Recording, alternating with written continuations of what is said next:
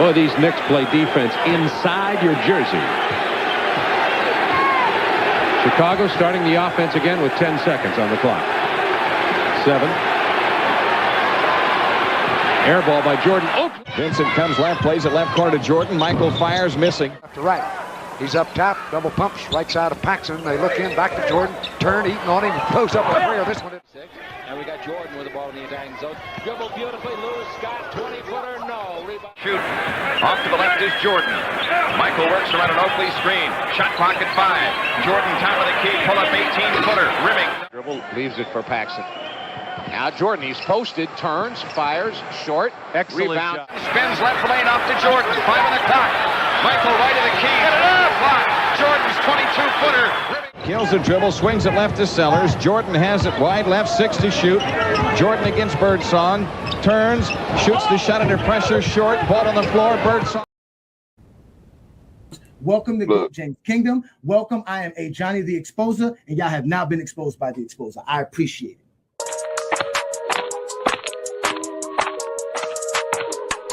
Enjoy. I am called Ajani the Exposer. You guys are being exposed today. Your opinion, I guess. Move on from it. It was the 90s. That's it, bro. Move on from that. You don't know history. You don't know basketball. You just told me I'm stupid.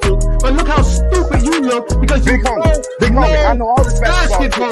You don't know history. You don't know GMing. You don't know schematics. You don't know coaching. You don't know scouting. You don't know drafting. You don't know nothing but that Michael Jordan's great because the media said do that. So told you to say that. I know that is recorded, and you are officially being exposed by the Exposer, and you're going to sit there like a man and take this just like Buddy did 2 weeks ago. Let's get ready to rumble. Hey, get your numbers out. I had to get my numbers out. Peace and blessings, y'all. Welcome to the Friday Night Exposure with the Exposer. I'm your host, Ajani the Exposer, coming live and direct straight off of the GOAT James Kingdom platform. And as you can see as well, there has been an FYF and GJK collaboration. We are also going live straight off of the FYF Sports Debate channel. So shout out to Lamont for allowing me to be able to show this platform to his audience as well. So y'all go ahead and hit that like button, hit that subscribe button. Also check out the membership for both GJK and FYF, because ladies and gentlemen, GJK is here. As tonight's program, we're going to be discussing whether or not Michael Jordan is a great shooter or not. That is the discussion for tonight's show, ladies and gentlemen. So y'all go ahead and hit that like button, hit that subscribe button. Like I said, let everybody know about GOAT James Kingdom, because again, it is the Friday Night Exposure with the Exposer. I come every Friday night to let these zesty Jeffries know about basketball. That's what I do best. I'm their worst nightmare. You guys know about the GOAT James Kingdom platform. We go live every Sunday noon Eastern time to talk about the GOAT conversation as well. We don't shy from nothing. That is the GOAT James Kingdom show. That is B. Lee and Ajani. You guys know what we do best. But again, this is the Friday Night Exposure with the Exposer. And yes, we are live right and direct from the actual FYF Sports Debate platform. Shout out to everybody there. You guys are all wonderful. I see everybody in the comments. So as I stated before, we are going to be talking about Michael Jordan and his season, because shout out to Lamont. Lamont's been able to do a great job of showing us the games. Let's go ahead and take a look at some more of these Michael Jordan bricks. Here comes Jordan 1-on-2. He stops and pops and missed it. Three at the three-point line. Now the ball over to Jordan. Jordan's 18-foot jumper in the way. They're going to have to steal some on the road. Yes. A lot more than 11. Oh, no, you got to get 18. You got to get 17, 18. Or... The ball and brings the ball over to the right side to Jordan. Boy, I love him. Drives on Coop. Shoots over him. Horace Grant, out front Jordan, 8 to shoot. Michael Jordan right of the lane, shoots the fadeaway jumper in. A shot at him. There were some good centers there. 6-6 to score. 3 minutes gone, 9 to go. Jordan's got it. His fourth shot of the game. No good from 20. Top of the circle against Parrish. Left side Jordan. Outside jumper short. Rebound. Sam, top of the key, picks it up, plays it into Jordan. Low right, turnaround jumper. Rimming, no. Rebound. Oakley's. Alan Level also in the ball game, and he's had a good game as a playmaker today. Double team on Jordan. He'll be guarded by Hanson. Pippen at 6'7", goes down low to Michael Jordan. What a quick move. Turn to the right. The jumper no good. Sellers out in front, the 7-footer from Ohio State. One time the MVP of the NIT tournament. Here's Jordan, a 20-footer over Scott. Peace and blessings, y'all. What they do? Welcome to the Friday Night Exposure with the Exposer. I'm Ajani, your host. I am here to have some fun with y'all. Y'all make sure to hit that like button, hit that subscribe button. Don't be afraid to become a member of both channels because as y'all know, it is an FYF and a GJK collaboration as we are coming together. This is the debut show on FYF channel. So shout out to all those guys over there on FYF. Lamont, A Sturdy, Rebrandon, True the King, Pee Wee Herman, Maria Knows Best, all of those guys out there that be on FYF every day doing their thing. Again, y'all, this is the Friday Night Exposure with the Exposer. We are here to talk about Michael Jordan shooting because that's what I do. I get Zesty Jeffries upset. I'm basically a Zesty Jeffries' worst nightmare. They don't like Ajani because all I do is expose Michael Jordan and all the fallacies that his fans love to spew about him. Again, ladies and gentlemen, I don't play games. I'm not here to play no games. This is a one-on-one setting. So when I put the link up, it'll just be you and I. And we'll have some fun and we'll enjoy another great Friday night exposure with the Exposer because y'all know what I do best. But like I told y'all, we are here to talk about Michael Jordan shooting. Y'all saw all that bricking. Now y'all gonna say, oh, it's fake. I already see it in the comments. It's fake. Hey, Johnny, you ain't got nothing. You just a hater. You hate Michael Jordan. Whatever. I don't care. Michael Jordan's third all time for me when it comes to scoring. I mean, all time greatest players.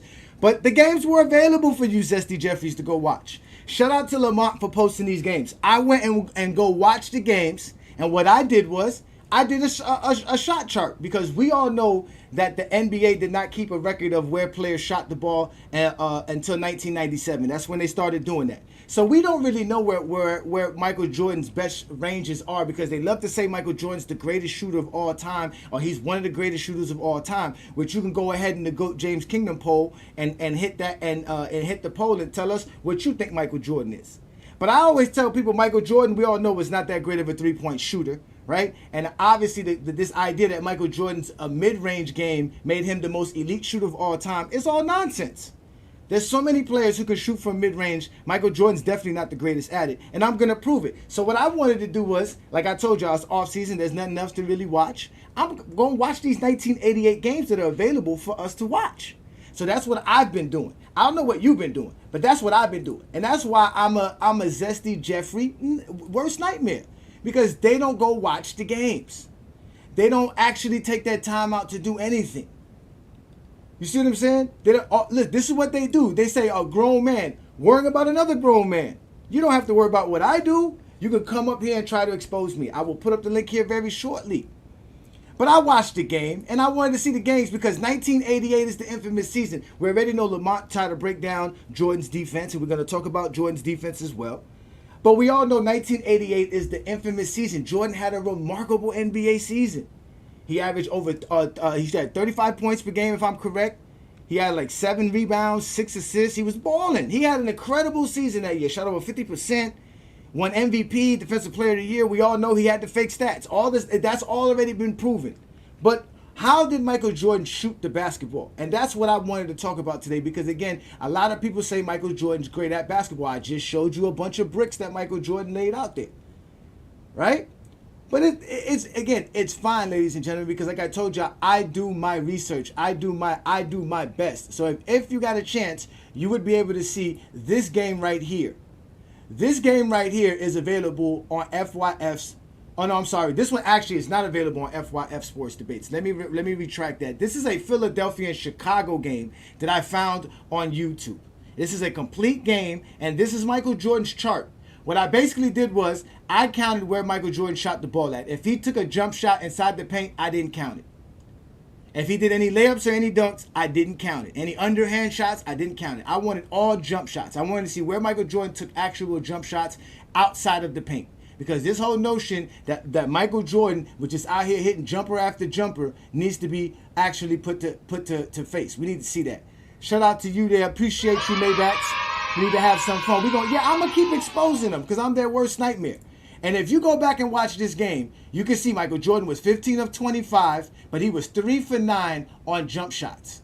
And you can see where he took those jump shots from. And I even put it down to where it was less than 15 feet. Because from my understanding, a mid-range shot is anywhere between 10 to 15 feet. Anywhere past that is considered long range. So after 15 feet, I counted that, and I also counted what he shot outside of 2 feet. Now, as you can see, Michael Jordan barely took any three-point shots. So in this first game, the Bulls actually won this game. Michael Jordan had a good game. This was the first game of the season. And this is the funny thing about this game right here, is that Lamont was talking about Michael Jordan's defense, right? And for the first game of the season, this is what the Chicago broadcasters were trying to promote Jordan's defense as. Y'all pay attention and listen to the broadcasters that talk about Michael Jordan's defense, and then listen later on as when they go to another game, how another broadcaster talks about Michael Jordan's defense.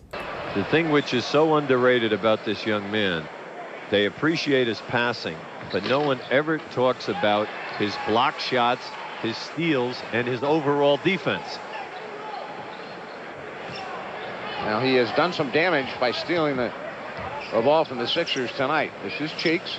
Doug Collins would ever say, which he wouldn't say to Michael Jordan, forget about the points, concentrate on defense. Ike Jordan is one of the better defensive players in the league, but nobody talks about it. He plays good defense in the passing lanes, but as far as individual, he's not that sharp, I don't think. There are a lot of guys like that. But Larry Bird's another one who knocked down a pass in the lane. Rick Barry was great at that. Here's Jordan, drive right side. So you heard the Chicago commentators try to boost Jordan's defense up because of his steals and blocks, which we all know was inflated, right? So they were trying to boost him up before the season even started to show, hey, y'all pay attention to Michael Jordan's defense. But everybody knew already all he does is steal the ball because he plays the passing lane, and that's not really great defense. But either way, we are talking about Michael Jordan's jump shot here, all right? And Michael Jordan's jump shot right here is the most important part. As you can see, he was 3 for 9 from jumpers in this particular game. And in the second game that you just saw, which was the Utah game, which was later on in the year in December, you can see Michael Jordan actually had another great game, right? And he shot 8 of 15 as far as jump shots go. He wasn't really too good as far as within 15 feet, but he was on fire shooting outside from the range. He was actually on fire this game. They didn't have nobody to really stop him. Jordan was actually playing a great game this game. As you can see, the Chicago Bulls won this game as well. Michael Jordan was on fire. But we can see here that Michael Jordan is definitely scoring more than just jumpers. And he's not just hitting all type of jumpers, because I showed y'all that. And then again, this game right here, though, is available on FYF Sports Debate. You can watch this entirety game right here. This is available for you. That's right, Michael Jordan is a cheater. He's a cheater. They were cooking the books for Jordan. That is facts. That is facts. So this game right here, we see Michael Jordan goes 8 of 15 from the field, right? Then we have a game versus the Los Angeles Lakers, which is also available. This was a February game in 1988, and we can see Michael Jordan goes 6 of 15 from jump shots, but he goes 14 of 26 from the field in general, showing you how good Michael Jordan was. Most of his shots in this game was about 15 to 20 feet range. He only took one 20-footer actually. He missed that one. He didn't even take no 3-pointers as well. Jordan didn't take no 3-pointers. I watched 7 basketball games from 1988 in complete. Jordan took a total of 4 3-pointers in all 7 games. And one of them was a end of the half shot to try to score a shot from like 35 feet. So Jordan was taking a lot of shots, like y'all say, from the mid-range. But as you can see, this is what he was shooting. This was against Michael Cooper and Byron Scott and the Los Angeles Lakers in 1988. And Jordan started off the game very slow, and then he kind of picked it up in the fourth quarter, but the Bulls could not come back, and they ended up losing that game. So we about to do big things. Shout out to you, Ghosts. I see y'all boys here. Thank y'all again. This is the Friday Night Exposure with the Exposer. Y'all know what I do best. I'm here to tell y'all what I do. They say my eye test should matter because they tell us to go watch the games. But then if we go tell them to go watch this game, which is the game that anybody could go see, this is also available on YouTube. It's on VHS Sports. That's the name of the channel. This is the infamous game where you're not going to find the 5 steals for Michael Jordan. There's going to be proof right there that Michael Jordan didn't have 5 steals. But this was a game here against Boston where the Chicago Bulls actually won this game. And these are the spots where Jordan shot at on this particular game. Again, Michael Jordan was 19 of 32. He shot very well. He scored 50 points this game. Again, I picked whatever games were available. So far, there's only 8 basketball games of Michael Jordan available right now from 1988. And that's what I decided to watch. 6 of them are on FYF Sports Debates right now that you can watch. I think it's about 7 of them. So this was the Boston game right here. And again, Michael Jordan was 6 of 13 from the field. And he took some shots all over the field. You can see Michael Jordan shoots the ball from all over the place. Right? Then we get to the next game. This was just a few days later, and they got blown out by Boston. Now, this was a game that Michael Jordan didn't play too well in. They kind of harked in on him defensively because he scored 50 on them just 2 nights before. And they actually put Dennis Johnson on him. And Dennis Johnson did a good job. And obviously, Jordan didn't do too well in this game as he went 10 of 18. This is one of his lowest scoring games out of all the games that I watched. Then there's another New Jersey game, which is also available on FYF. This is another game that you can see on FYF. And as you can see, this was a normal game by Jordan. I think he scored something like 30 points in this game. And he, obviously, the Chicago Bulls won this game. But this is where Michael Jordan was shooting the ball from. As you can see, we have yet to see Michael Jordan take a 3-pointer. And then we get to this game here with the New York Knicks.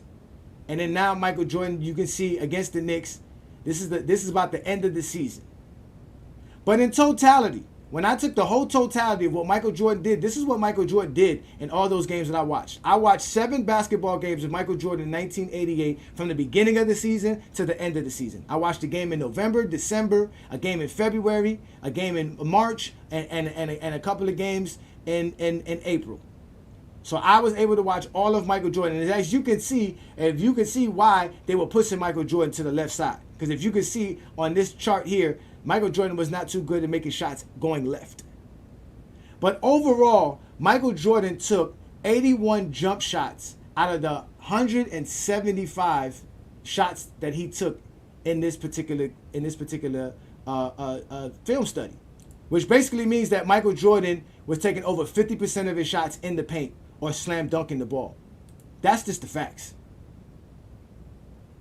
That's right. They don't do their research. I appreciate you. So Michael Jordan, over 50% of Michael Jordan's shots are actually taken inside of the paint. As y'all can see, I didn't count nothing in the paint. And the ones that were in the paint that I can say, like if you want to count by the not the restricted area, but a little bit by the nail area underneath the free throw line, which is about a 10, 12 footer. Even those, he didn't take too many of those shots. So he still took 50% of his shots or more inside the paint where he was either dunking or laying up the ball. In the 7 games that I watch. And out of the 104 field goals that Jordan made, because he shot 59% in total in all of these games. Out of the 104 shots that Jordan made, 37 of them were jump shots that Jordan made outside of the paint. So that's about what, 60% of Jordan's shots, 65% of Jordan's shots taken inside of the paint. Y'all always say LeBron James, all he does is score inside the paint. I told you that's all Michael Jordan does. He took 4 3-pointers in these 7 games. He shot 37 though, which is what we all know about. He shot 37 of 81 from jump shots, which is 45.7%. That's actually a good shooting by Michael Jordan. But if we go look at where Michael Jordan's taking majority of his shots, we can clearly see where he takes the majority of his shots at. Michael Jordan was 8 of 20 from within 15 feet, which is kind of horrible. That's about 40%. That's below the average of all the jump shots he takes. But then when he shoots above 15%, above 15 feet, when he shoots over 15 feet, he shoots 47.5%. But if it's over 20 feet, it's only 33%. He only makes a third of those shots. So the majority of Jordan's most efficient shots is between 15 and 19 feet in 1988 from the film study that I did. Again, this is real actual film study. I watched the 7 games. Again, these are the 7 games available for you to watch. If you got more for me to go watch, I'll go watch them. And we can add that to the numbers. Because again, I don't run from watching a game of basketball. I'm a real basketball fan. I know the game. Like I said, the Zesty Jeffries can't handle the situation. They're not here to actually talk the game of basketball. They don't know the game of basketball. They don't watch this. Matter of fact, we always, again, this is what they do best. Here we go right here. We got it right here with Liddy. Liddy said made up chart. He said it's a made up chart by Ajani. Because I took my time to go watch Michael Jordan go brick a bunch of shots. Right? So, How are you going to tell me it's made up, right? But then when I go do my real research and go watch what the NBA jotted down for Michael Jordan between 1997 and 2003 for the 4 years that he played in the NBA, the numbers don't really change. It's still the same. Now, the NBA does it by 5 feet increments the same way. If we look at it, Michael Jordan shoots the best from 10 to 19 feet. Outside of 20 feet, Jordan is not that good shooting the basketball. Jordan is not that good shooting the basketball outside of 20 feet. He's phenomenal shooting the ball between 10 to 20 feet. But that's where Jordan takes a majority of his shots at. He doesn't really shoot that many shots outside of 20 feet. And majority of Michael Jordan's shots, like I always told y'all, are at the rim and dunking the ball. Because like I told you, in the 7 games that I watched in 1988, which was Michael Jordan's basically best season offensively, if you really want to go there, out of the 175 shots he took, 81 of them were jumpers. So that means over 50% of his shots were in the paint, either dunks or layups. Out of the 104 shots that he did make, only 37 of them were jumpers. So over 65% of Michael Jordan's shots being made are basically layups and dunks. And like I said, him shooting outside of 20 feet, he's not that efficient.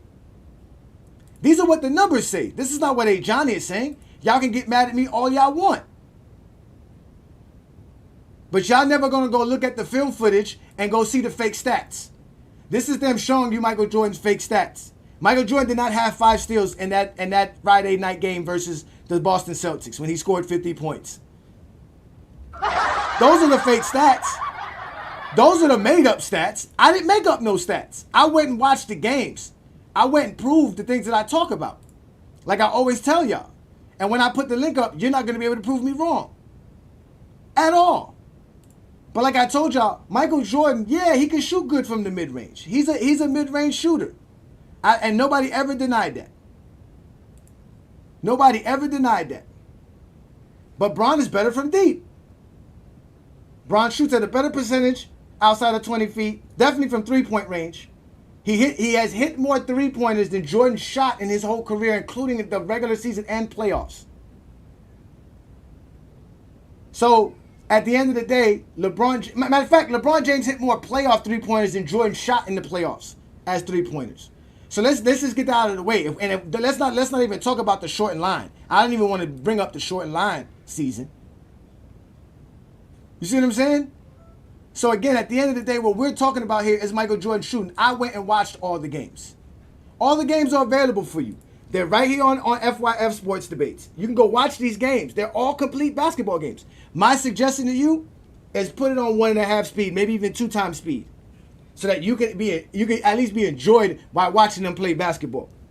But I got film footage. I watched the games.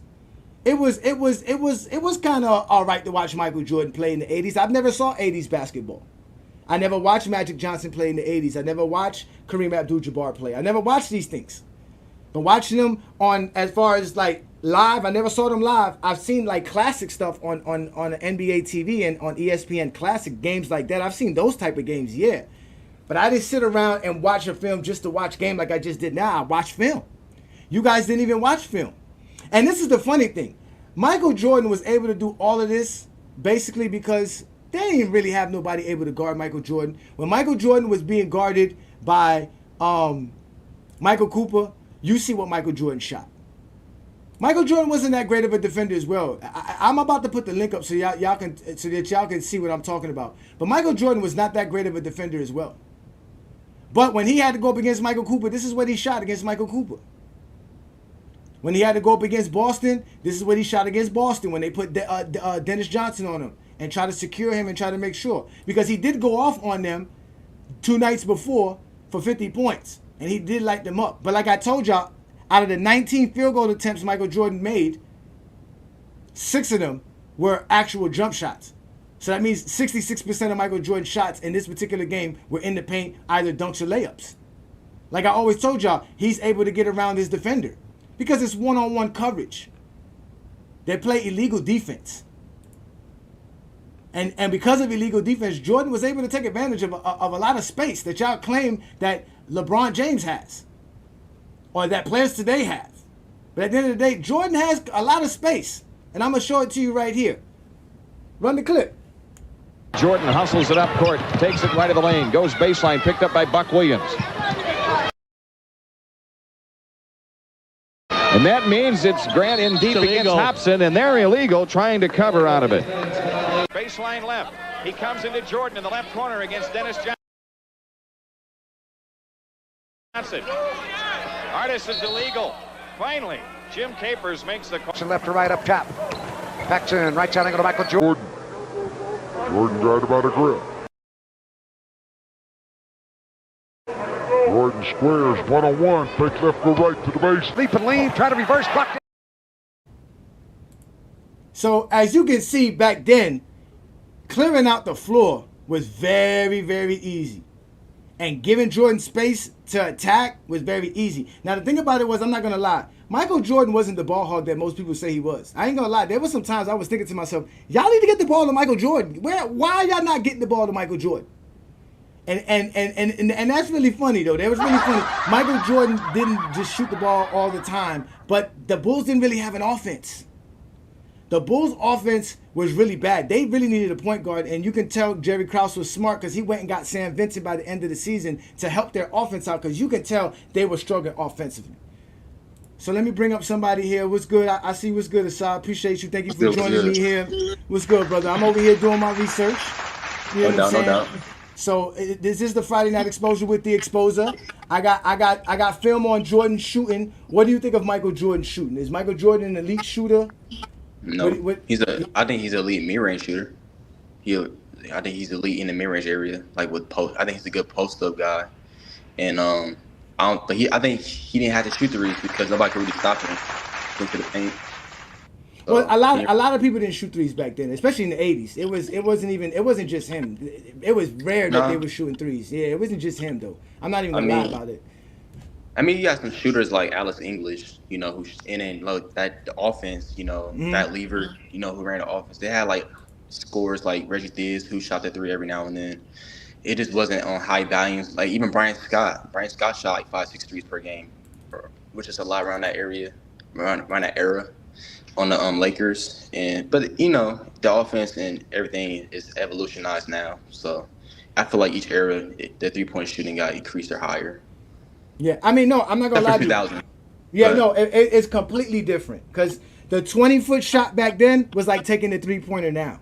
Like they literally saw the 20-foot jumper like taking a 3-pointer, like you would think today. Like it was like one of those shots. Like go ahead and shoot it.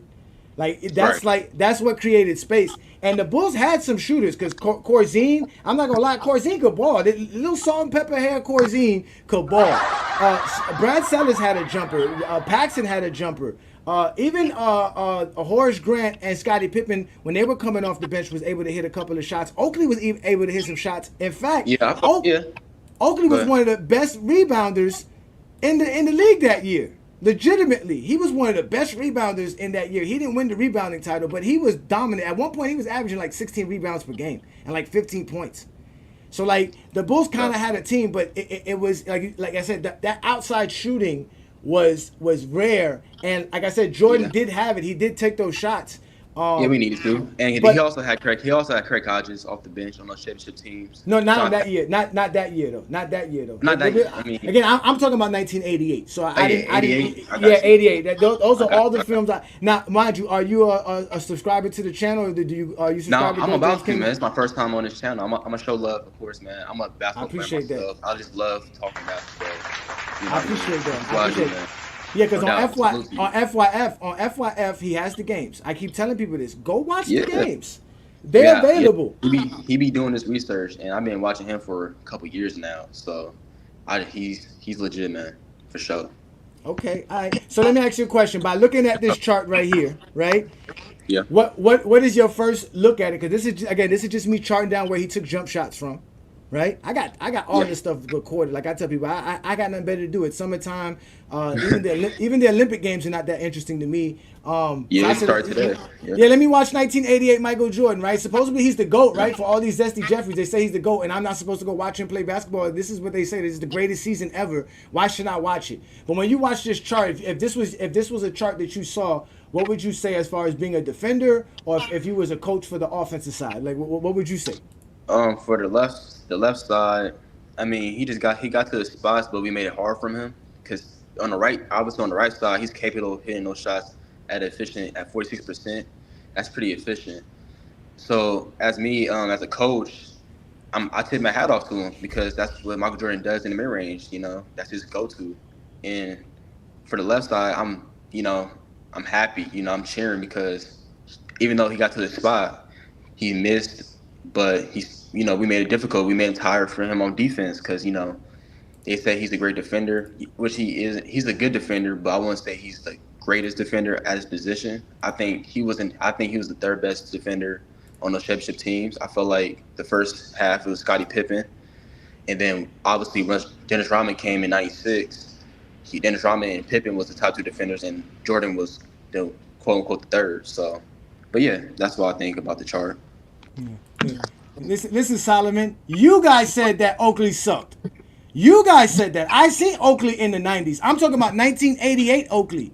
Well, I'm talking about go watch the games. Zesty Jeffries. You got no time for you. You don't even go watch the games.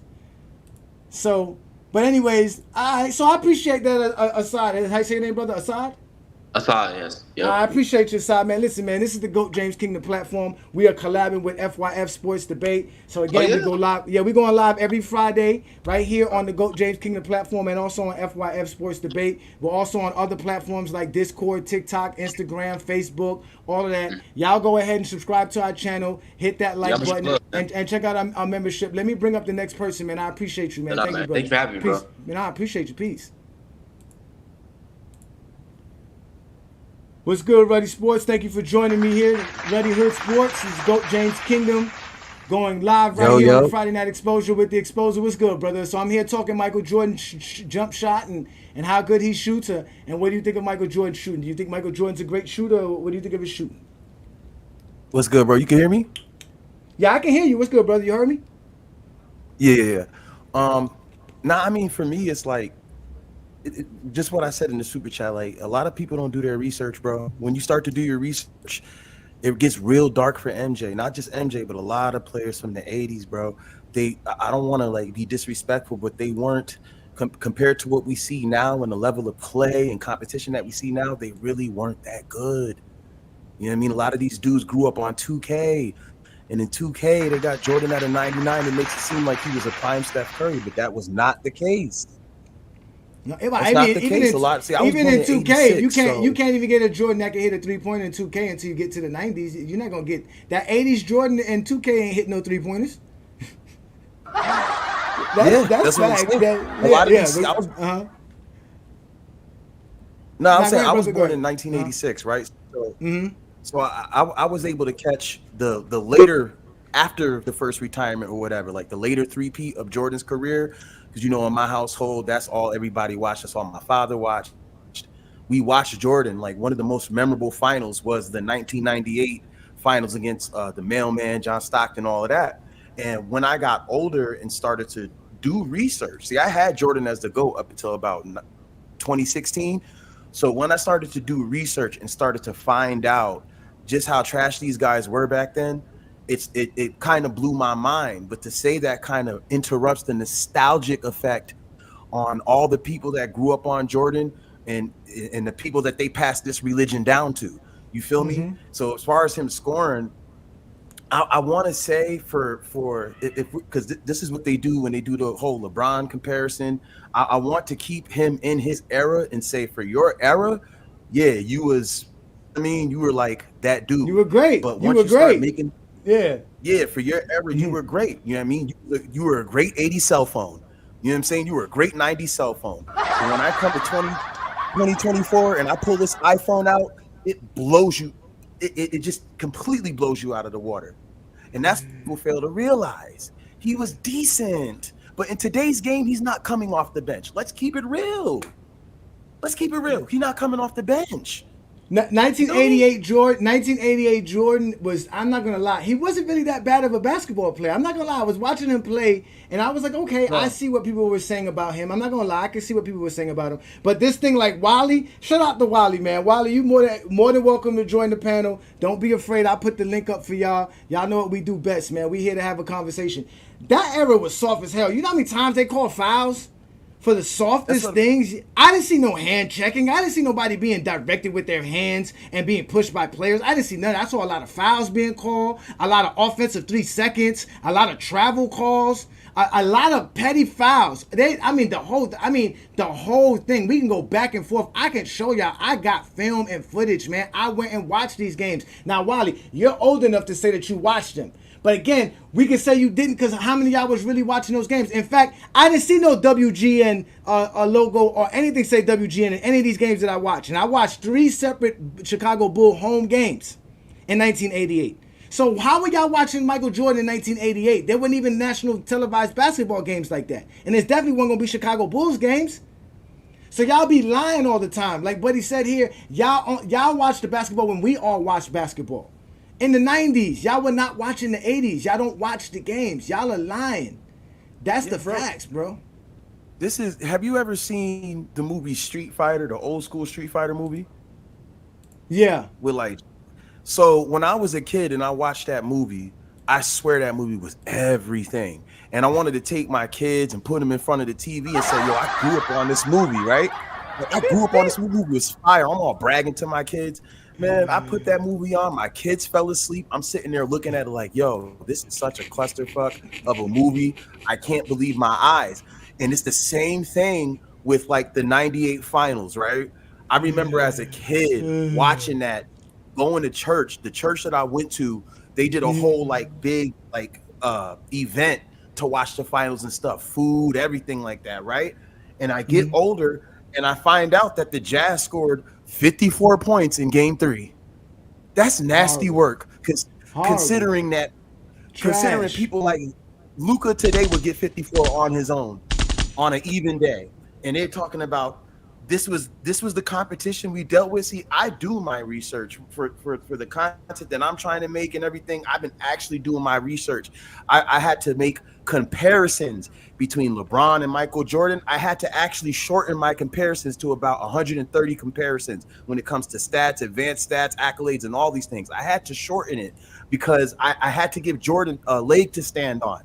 Because if I do the full comparison, about 500-600 comparisons, I'm talking about everything: highest scoring games, lowest scoring games, highest rebound games, lowest rebound, everything that you can think of. When you start making those actual comparisons, it gets bad for Jordan. So I said, let me give him a leg to stand on and shorten the list down to about 120 to maybe 130 comparisons between the two individuals. See, the issue that I've heard, because I've been listening to your show, bro, and I was on FYF the other night watching some of those games, and it hurt my eyes. It was lethargic. It was generic. It really hurt my eyes, dude. I listened to your show, and I heard some dude the other day. I forgot who it. Malachi, is that the guy that be calling in? He called in. Yeah, he's hilarious. He wouldn't be able to last 5 minutes with me. He wouldn't last 5 minutes because this is what people got to understand. There's a difference between team accomplishments and individual accomplishments. Once you remove the team accomplishments, see, this is how we know Michael Jordan didn't deserve Defensive Player of the Year, because since I can remember, right, and I'm 37, so since I can remember, Defensive Player of the Year always goes to a good team. I feel like AD got robbed for Defensive Player of the Year a couple of times because the Lakers didn't do that well. You feel me? Remember when they went up against about 2 seasons ago in the playoffs when they went up against the Grizzlies, and Jaren Jackson had just won Defensive Player of the Year. In your honest opinion, who looked more like the Defensive Player of the Year, AD or Jaren Jackson Jr.? I mean, the media is kind of weird. I'm surprised they never voted LeBron James teammate for Defensive Player of the Year. I'm surprised they haven't, just to give it to him to say, oh, you know, LeBron played with Defensive Player of the Year. I'm surprised, man. That's really a surprise, man. And I'm surprised that some of y'all don't want to step up to the exposure because I see y'all scared to hit that link. Y'all know what we do here. See, we ain't listen. Go James Kingdom talks basketball. The young man here is speaking the truth. Y'all may not like what he's saying, but at least he's talking basketball. It's true. It was great for that era. I was able to watch it. I'm born 81. So I was able to watch the 90s at least as a teenager, and I saw Jordan win championships. I watched Michael Jordan shoot the ball, and trust me, he wasn't as great as a shooter as people say he was, but he was a great scorer because, again, he knew how to get to the rim, and he knew how to get his shot off. Like Assad was saying, the man got his shot off. So he was going to get his points. That's not the problem. But again, we were talking about defensively, right? Let's talk about defensively. Let me let Assad up. Assad said something here. Well, you said there was some cap. Assad, well, who said it was something about capping? Who capping? Man, y'all capping. About what? About like, y'all narrative. Y'all move the goalposts a lot. You know, because Michael Jordan teams was always good. You know, because my man said Michael Jordan team wasn't good, and that's why they gave him Defensive Player of the Year. I don't know if I said the full thing, but around that line, I just feel like, and I agree with Anthony Davis' the take about AD. I do agree with that because, me personally, I think Anthony Davis has been the best defender in the NBA for like 5-6 years now, and the only reason he didn't get his awards was because injuries and just the narrative the media carries with the Giannis thing. I feel like AD got robbed in 2020. Because he was #1 defense that year, and that was to me his best overall defense because he was quicker, he was playing his natural position, and he was healthy. And I just feel like we saw the most productive Anthony Davis, and also I don't think Giannis is nowhere near a better defender than Anthony Davis. I think Giannis is an overrated defender, but that's for a different story. I think Anthony Davis is an overrated defender. To be honest with you, he's a great rim protector. He's a great rim protector. He's a great rim protector. But he's not better than Giannis as a defender because Giannis can protect the rim and also play the perimeter. He's definitely not been the best defender in the last 5 years. That's crazy because he barely played the last 5 years. He's definitely not better than Bam Adebayo because the Lakers it never shows defensively for the Lakers. If you're that solid as a defender, as a big man, it should reflect on your team defense. You should be able to make other players better. You should be able to make D'Angelo look better on defense and Reeves and them look better. You don't do that because you can't cover space. You can cover the rim. You can protect within 10 feet of the rim. But as far as covering space and playing great defense, I don't think Anthony Davis is that dude. Now, Defensive Player of the Year, we all know it's a subjective award. There's really no criteria for it. But majority of the people who usually win it are either big men and guys who play on teams that have top-ranked defenses. So in 1988, that's not cap. What team? What defensive player of the year won? I'm gonna let you go. Go ahead. Okay, Assad. What player won defensive player of the year that didn't have a top defense? You said what player? Say it again. What player won defensive player of the year that the team didn't have a top defense? That's not my point, though. I'm just no. You said I capped. No. You said I was capped. You said I was capping about the fact that you just said Giannis is a better defender than Anthony Davis. Yeah, because he can play perimeter. He can cover more space. In today's NBA, you need that. Then what happened when Jimmy Butler cooked them in the playoffs? What you mean Jimmy Butler cooked him in the playoffs? Jimmy Butler cooks all the time. He cooked Drew Holiday, and that doesn't mean Drew Holiday. What happened this year? Everybody gets cooked by good players. Everybody gets cooked by good players. Drew Holiday just won a championship, bro. Again, Drew Holiday played on a team that had what's it called? That had a whole solid. He had Giannis. He won with Giannis. What are you talking about? He won with Giannis. He won with Giannis. I seen Drew Holiday guard the best players. I seen Drew Holiday get cooked by Jimmy Butler just last year. I seen Giannis get cooked by Jimmy Butler too. Okay, that doesn't mean they're not good defenders. But that doesn't mean you're not a good defender. We're talking about covering space. We're talking about actually playing great defense. Bro, you not see AD guard Curry? AD was guarding Curry. No, he does not guard Curry. Last year in the playoffs, AD he does not guard Curry. He does not guard Curry. He does not guard Curry. In the fourth quarter in the playoffs.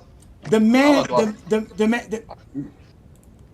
Let me. You know what? I got somebody else to argue with that I've been wanting to argue with in the first place. Let me bring up somebody else because this dude just said I capped and he didn't bring up no information. So, Ruddy, thank you for joining me. I'm going to bring up somebody else because I want to talk to somebody which is Brandon Katz. We got Brandon Katz here, Mr. Wall Street in the building, ladies and gentlemen. What is your take? We were talking Michael Jordan shooting. Obviously, Assad can't take the fact that Anthony Davis is not a great defender. I don't know what to tell him. He doesn't know this. He's talking about stopping Stephen Curry. Stephen Curry goes ham on the Lakers. Continue. What you got for me, Brandon? Yeah, I want to completely cook this fucking clown Rudy Hood. It's a good thing he's not up here because I'm going to completely barbecue him. Because when you look at Jordan in the 1980s, and Jordan averaged 37 a game in the 80s because the 1980s was one of the fastest tempos of the NBA. So 5-out spacing did not exist in the 80s or the 90s. The spacing that Jordan had was never remotely close to the spacing that LeBron or other players had. And the Eastern Conference in the 90s was an extremely slow tempo conference. So Jordan had no spacing. Jordan was playing an extremely slow tempo era. And when Jordan played in a faster tempo era in the 80s, he averaged 37 a fucking game. If you gave Jordan 5-out spacing in an up-tempo era like LeBron does, he'd be 40 a game, elite efficiency. He wouldn't be choking in the fucking finals like LeBron did in 08, 2011, and 2013. The spacing that Jordan had in the 90s is not close to the spacing that players do now. And so to the point of shooting, when Jordan got older, he was fine as a fadeaway and a mid-range shooter, but Jordan never needed to be an elite shooter because he was dominant with his ability to get to the hoop. He was a good mid-range shooter even out of college. He played 3 years in college. He didn't come out when he was 18. He developed his step back, his mid-range shot, and Jordan never had any problem scoring, even against the best defenses in NBA history. He cooked against the Pistons in the 80s. The reason the Bulls lost to Detroit was because Pippen was trash, and he cooked against the Knicks as well. Jordan never struggled against all-time great defenses in any era, even with the fact that he was never a great shooter. It didn't matter. You are Brandon. You've been lying so hard. First of all, you're not going to address this idea that there was no actual spacing because at the end of the day, LeBron James never saw defenses like this. Jordan I said he never had. Court, takes it right of the lane, goes baseline, picked up by Buck Williams. And that means it's Grant in deep against Hobson, and they're illegal trying to cover out of it. LeBron's never seen a defense like that. He comes into Jordan in the left corner against Dennis Johnson. Look at that. Look at that. Look. Jordan, look at all that space Jordan has. Jim Capers makes the there's nothing but space. Look here. This is how you create space in the 80s. Look. Here, clear out the whole side of the floor. LeBron's never had a whole side of the floor to play basketball with. Never. Look at this. This is easy. This is barbecue chicken. Look, break it. That's barbecue chicken. That's clearing space out. LeBron's never had that kind of space. LeBron's always had to worry about extra the defenders. Oh, I let you speak. I let you speak. Your turn was over. I let you speak. So this they whole did not notion, enforce the illegal defense rules in the 90s. They did. I just showed you they called the illegal defense several times in that game. I just showed it. They called illegal defense once a fucking game. The rules were never consistently enforced. It doesn't matter. They called it. Hustles it up court, takes it right of the lane, goes baseline, picked up by Buck Williams. And that means it's Grant in deep against Hobson, and they're illegal trying to cover out of it. Baseline left. He comes into Jordan in the left corner against Dennis Johnson. Artis is illegal. Finally. Illegal defense. Yeah. Oh, and see the clip you showed, they just said finally because they probably hadn't called illegal defense all game. Jordan hustles it up. He said finally because he was standing there forever. Gilmore was standing there forever. You don't have to wait that long to call it. He's not guarding anybody. You have to call it instantly. That's what they're saying. So you got to call it instantly. The NBA never. So you still couldn't do it. You can still clear out the floor. Gilmore has to move. That LeBron never had to worry about that. That's why LeBron doesn't have the driving lanes, and LeBron is still better at getting to the rim and finishing at the rim than Jordan, while having a tougher time of getting an actual driving lane, while Jordan was getting nothing but driving lanes. That's facts. LeBron James shoots at the rim at the capacity of Dwight Howard and Shaquille O'Neal. What are you talking about? Because he doesn't face any elite centers. The 90s had many rim protectors. There's almost no rim protection or size. On the weak side. On the weak side. What is a weak side defender going to do? A weak side defender can't do nothing. There's no rim protection. Jordan was playing against the best centers. There is rim protection. There's zone defense. Again, the man that you're calling a rim protector is on the weak side. He's on the weak side. We're not talking about Draymond Green. We're talking about Ben Wallace. We're talking about Tim Duncan, Kevin Garnett. LeBron played in the finals. Yes, that's who LeBron played against. That's who he played against. I'm naming all great blockers. Rudy Gobert. We're talking about guys who block shots. What are you talking about? We're talking about Rudy great block Gobert shots. is one of 3 or 4 rim protectors in the NBA, and LeBron never played Gobert in the playoffs anyways. But Jordan played far Bam better rim Adebayo. protectors. There's a bunch of rim protectors in today's NBA. Doherty, played Robert Parrish. Jordan played against far better rim protection than LeBron. Oh, I saw Jordan against Robert Parrish. You want to see what Jordan was doing against Robert Parrish? He couldn't even get past him. He was taking bricks. He was shooting bricks. He dropped 6, not against Robert Parrish. He scored 60. Jordan cooked in that series. And Jordan was playing 1-on-5 against Boston, too. The Bulls roster was complete trash in 1986. But LeBron... We're not talking 86. We're not talking 86. I'm talking 1988. Don't bring up seasons that we... The Bulls roster was not that good in 88. Oh, it was. Oh, wait. Matter of fact, it was so good in 1988 that they said that was actually one of the best Chicago teams since 1974. And they were saying it was better than the 1974 team. How many people made the All-Star team on the Bulls? It's not like you don't have to make an All-Star team. Listen. Well, nobody did. Listen. You had no All-Stars. It doesn't matter. Why is Oakley one of the best rebounders in the league? Does it matter? Please. Does it matter he's an All-Star or not? Stop. Oakley was a starter. What are you talking about? Oakley's a starter. Jordan's a role player. Jordan's role was to shoot the ball. His Oakley's role was to rebound Jordan's bricks. And obviously you can see he was doing a great job at that, helping the Bulls out. Jordan's efficiency was elite for that.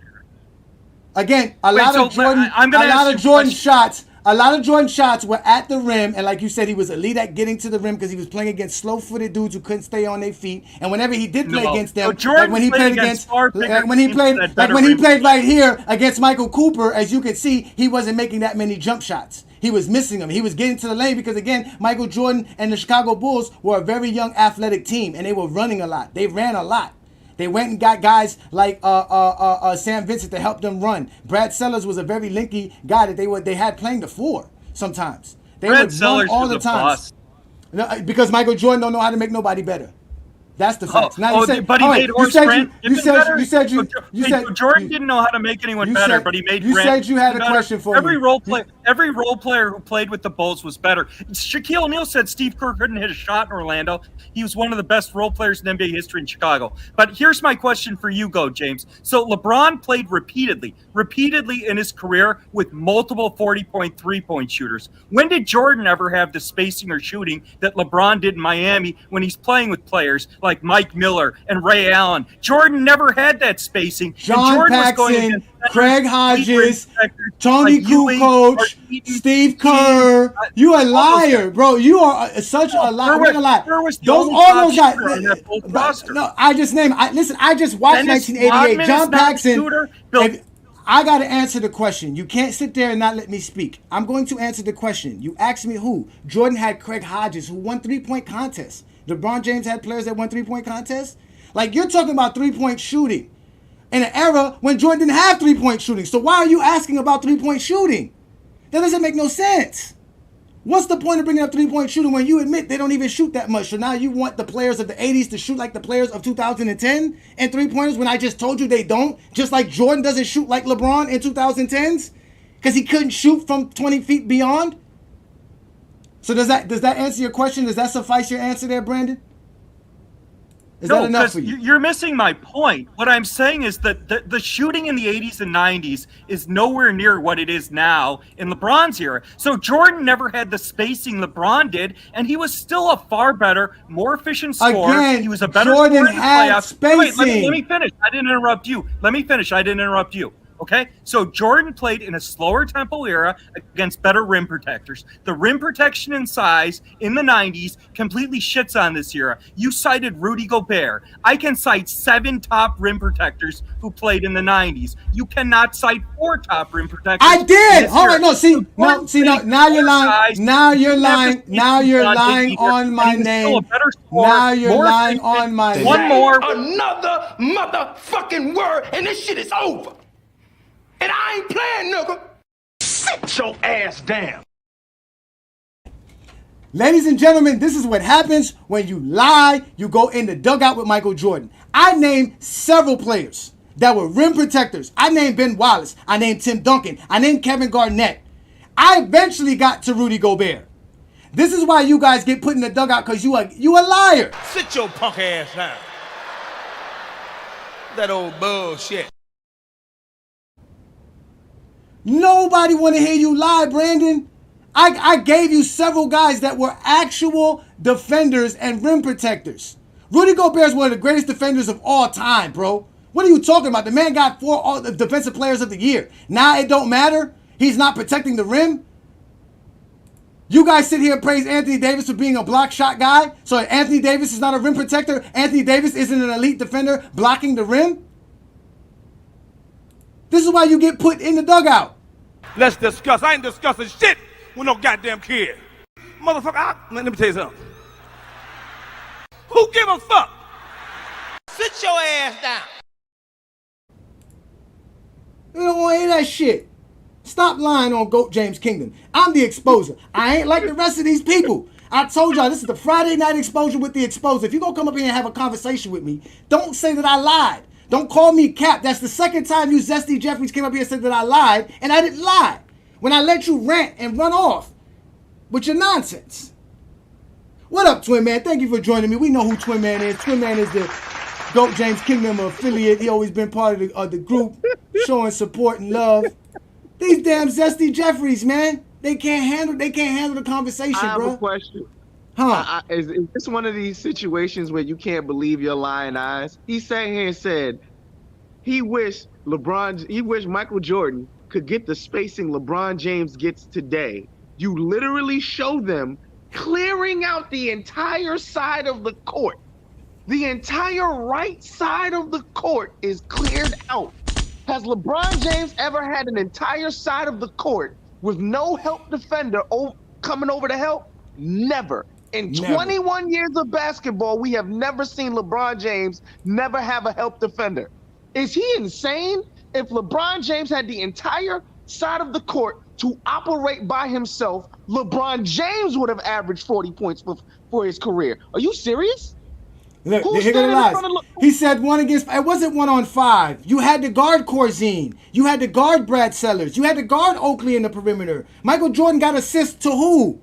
Who did Michael Jordan get these 6-7 assists per game during the 80s? Bro, there's no point in arguing with these fools, bro. Because at the end of the day, they gonna come up here and contradict themselves. This fool really just sat here and said, look, there's no space. As you're sitting there showing the space. Show it again, just so he can see it again. Show it again. I'll be quiet. Show it.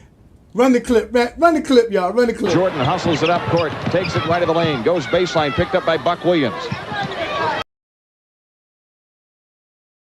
And that means it's Grant in deep against Hobson, and they're illegal trying to cover out of it. Baseline left. He comes into Jordan in the left corner against Dennis Johnson. Artis is illegal. Finally, Jim Capers makes the call. Left to right up top. Paxson, right side angle to Michael Jordan.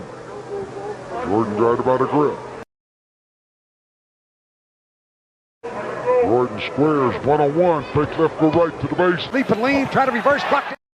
Yo, within that clip right there, Twin Man, the man said Jordan takes him one-on-one. So my thing is this.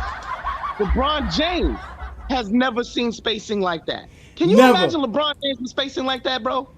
For his entire career? He averaging 60. Bro, I 60. don't understand the logic of, like, Brandon will come up here, you'll show him the video, you'll break it down completely for him, and he'll still sit here and say, you're full of shit. You're wrong. So are our eyes lying to us? Are we not seeing, does he not know we know basketball? Jordan played in the illegal defense era in which he got to operate one-on-one, period. Nobody else was able to really do it like that, and guess what? He took advantage of it, as he was supposed to. Jordan was supposed to take advantage of the illegal defense rules so he can cook these clowns one-on-one. I wish LeBron James would have had a this is the illegal defense the way he could have got it like that. Listen, this is the problem right here. Listen, this is the problem right here, Twin Man. He's saying, listen, LeBron James had multiple 40-point, 3-point shooters. Yes, he did. That's how you create spacing in today's NBA. To make sure that the defenders stay with a man, you make sure that you have shooters on the basketball floor. But guess what? In that era, you didn't need shooters to clear space. You just had to send players to one side of the basketball court. That's it. I don't need that. I have to. No, the whole point is that the man could shoot 0% from the fucking field. I still have to go guard him in the corner three-pointer because he's at the corner three. That's it.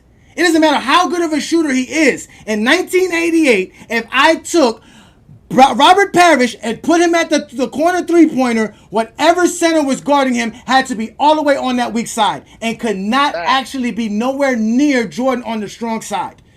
In fact, that's why the Bulls played bad defense. Not the Bulls played bad defense, but Jordan was a bad defender because they used to use Jordan as that roamer. Jordan was that double team guy because Jordan was fast enough to come from the weak side to help on double teams.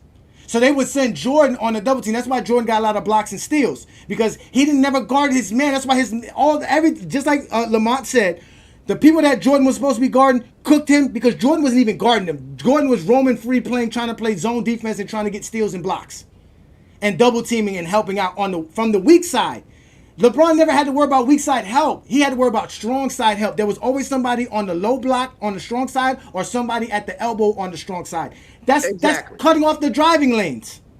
That's Jordan never faced no defenses like that. That's just the facts. So this lie that Jordan didn't have multiple 40-point three-point shooters on his team is a lie. What was B.J. Armstrong's three-point percentage? Who? B.J. Armstrong. Oh, I even forgot to mention B.J. Armstrong. I forgot about B.J. Armstrong. Bro, Kerr, no, go watch those games. No, listen, go watch those games.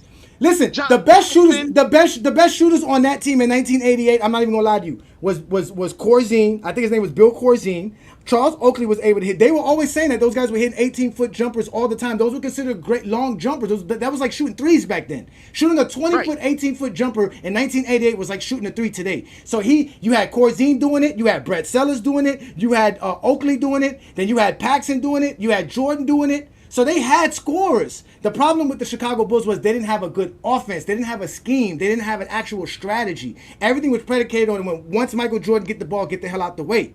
But everything else, everybody else didn't know when they were going to take their shots or how to take their shots. And they were very good defensively because they were all good, young defensive, good studs. Even when they brought a Pippen or Grant off the bench, they had good defenders. They would bring a Sparrow or they would bring in three or they would have Sam Vincent and Paxson come off the bench or whatever. But they still had a solid team. Like I said, they won 50 games.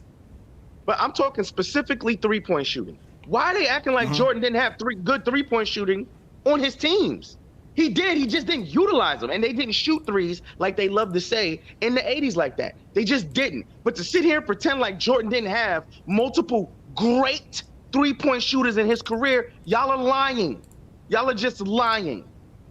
Well, that's what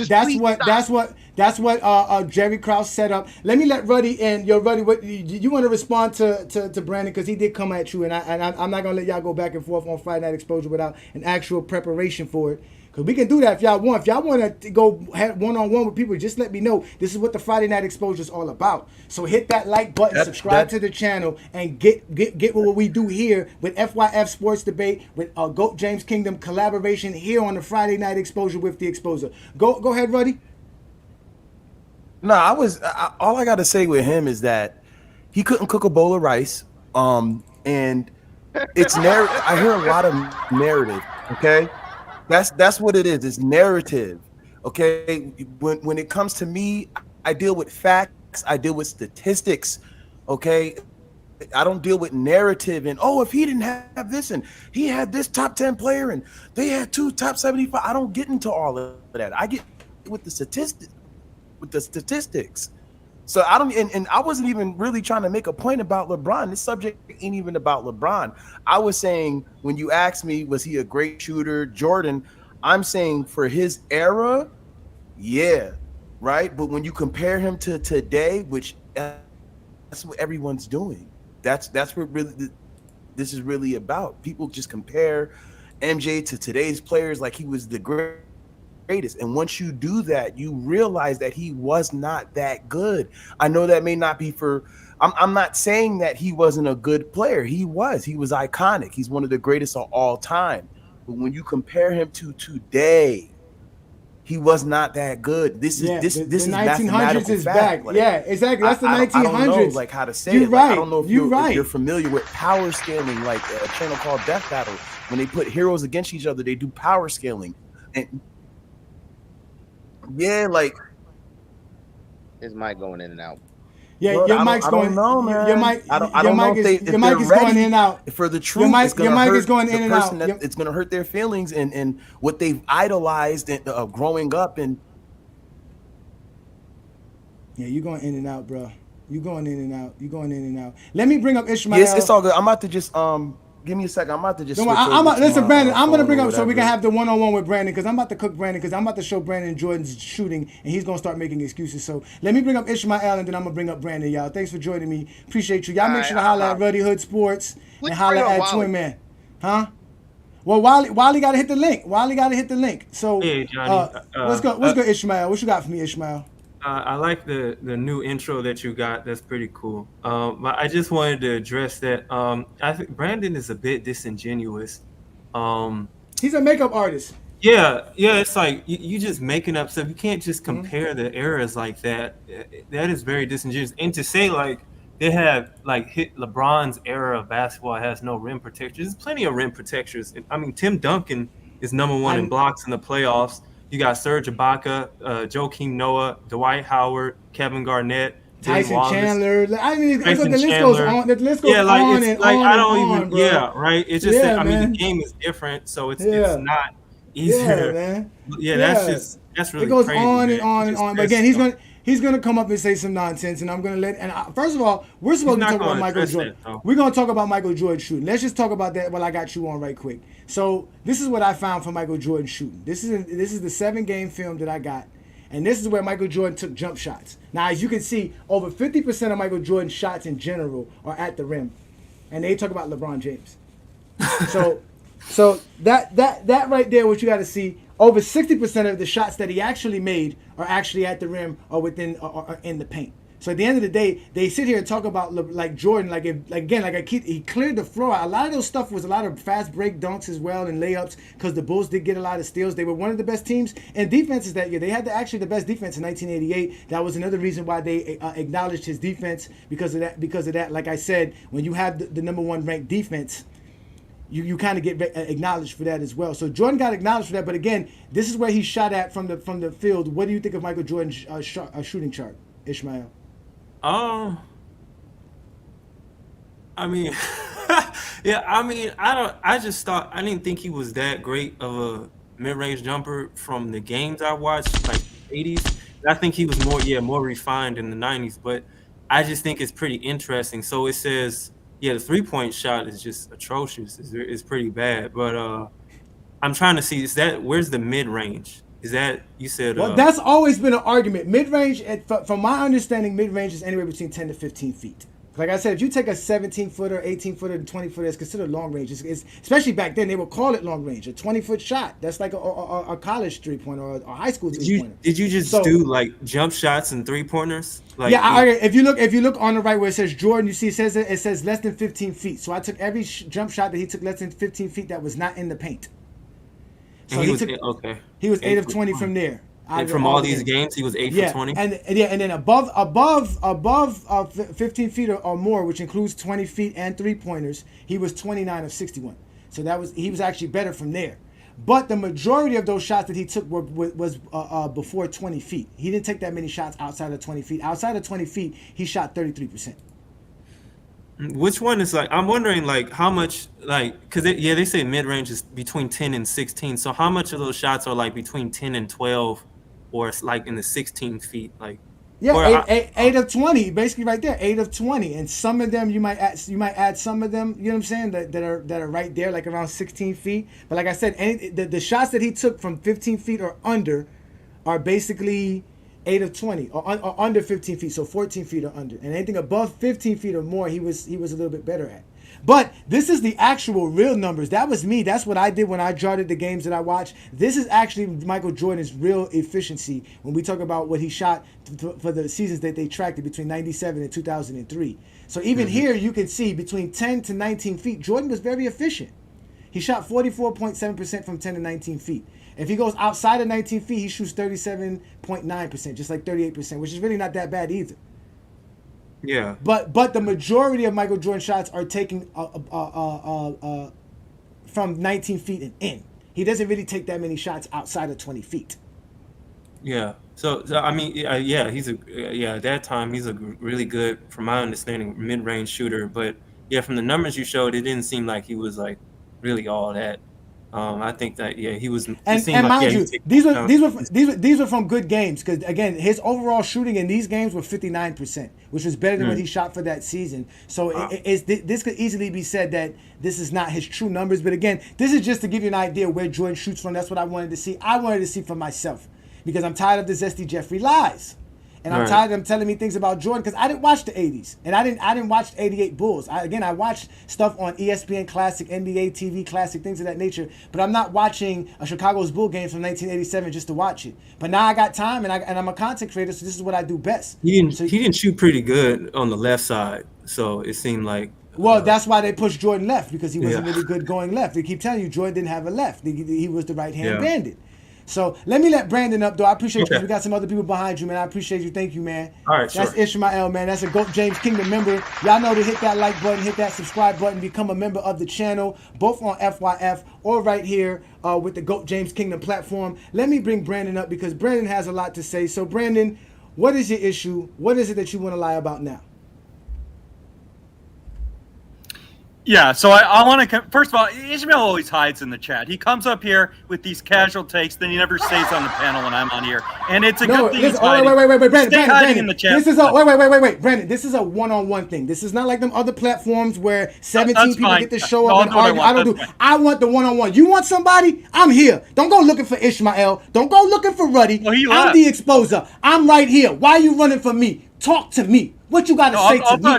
I'm telling you Jordan had space, and I'm telling you Jordan took advantage of space, and Jordan wasn't that good of a shooter, and he definitely wasn't a better shooter than LeBron. And he definitely had a good team in 1988, but he choked against a team that played better defense and played better team basketball. But you don't want to talk about that.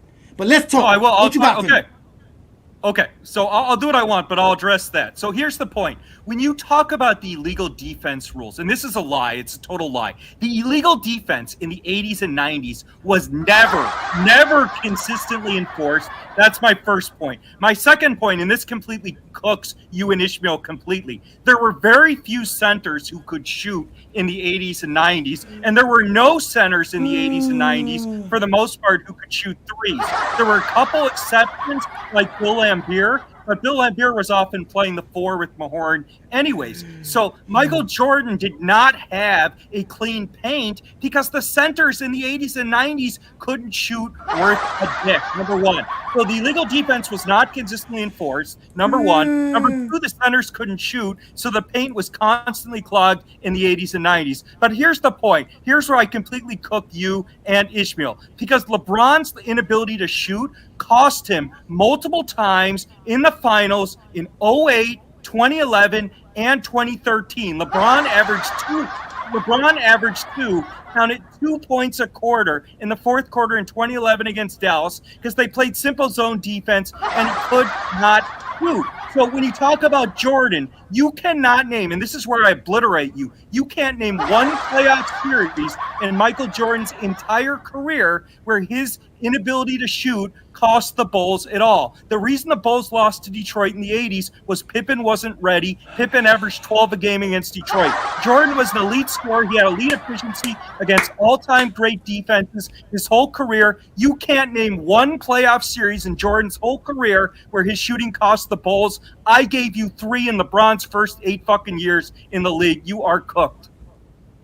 Ladies and gentlemen, you guys know what I do best. Ladies and gentlemen, it is time to becoming the exposer for these Zesty Jeffries. First of all, 1988, 1989, 1990, Jordan choked 3 straight seasons in a row. If you're going to give Scottie Pippen the blame for the Chicago Bulls losing, then you need to give him the credit for the Chicago Bulls winning. At the end of the day, Michael Jordan underperformed in 1988 because he couldn't shoot. That was the game plan that the Detroit Pistons ran 3 straight years. Jordan was playing 1-on-5. Again, you're not going to cut me off. You're not going to cut me off. I let you speak. Again, Michael Jordan choked in those playoffs 3 straight years versus the same team, versus the same strategy, versus the same defense. Because Michael Jordan did not know how to play one team basketball and get his teammates involved and trust his teammates enough to help him win games against teams that had greater defenses and knew how to shut him down from getting to the actual paint.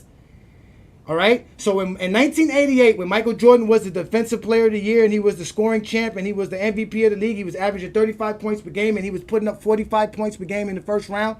He was coming into the second round shooting under 50% and only scored 27 points. He went 3 straight games where he put up 23, 24, and 25 points. To lose 3 straight games that time, the only time the Chicago Bulls were losing 3 straight games was another time Michael Jordan didn't score 30 points per game. Because from my understanding, the only reason the Chicago Bulls ever win is because Michael Jordan averages 30 or scores more than 30 points per game. His playoff career average is 33. And between 1988 and 1990, out of the 8 playoff series that Michael Jordan played, the 5 that he played, not against the Detroit Pistons, he averaged 40 points per game and shot over 50% versus those teams. While when he went against the Detroit Pistons, he averaged just under 30 and shooting under 50%. So Jordan's percentage dropped 25% when he went up against the same team 3 years in a row. That's 3 straight playoffs that he could have won a championship in, but he didn't know how to play basketball or shoot from the outside or get his teammates involved. That's the facts. This idea about jump shot centers doesn't matter. I already told you, if Robert Parrish is standing at the 3-point line, whoever is guarding him has to be within 3 to 4 feet of him. That's just the facts.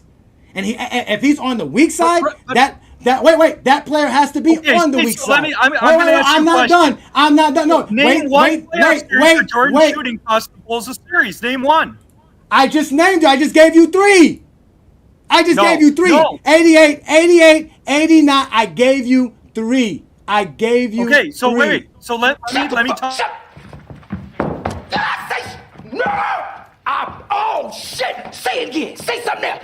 Oh, say something else. Say something else, nigga. Sit your ass down. You're not gonna keep trying to overtalk me, Brandon. I'm giving you an opportunity to speak. It's my turn to speak. This is why you guys can't handle the exposure. I'm your worst nightmare. When I show up, you Zesty Jeffries just don't let me speak. So I come through and kick in the door on y'all just like this.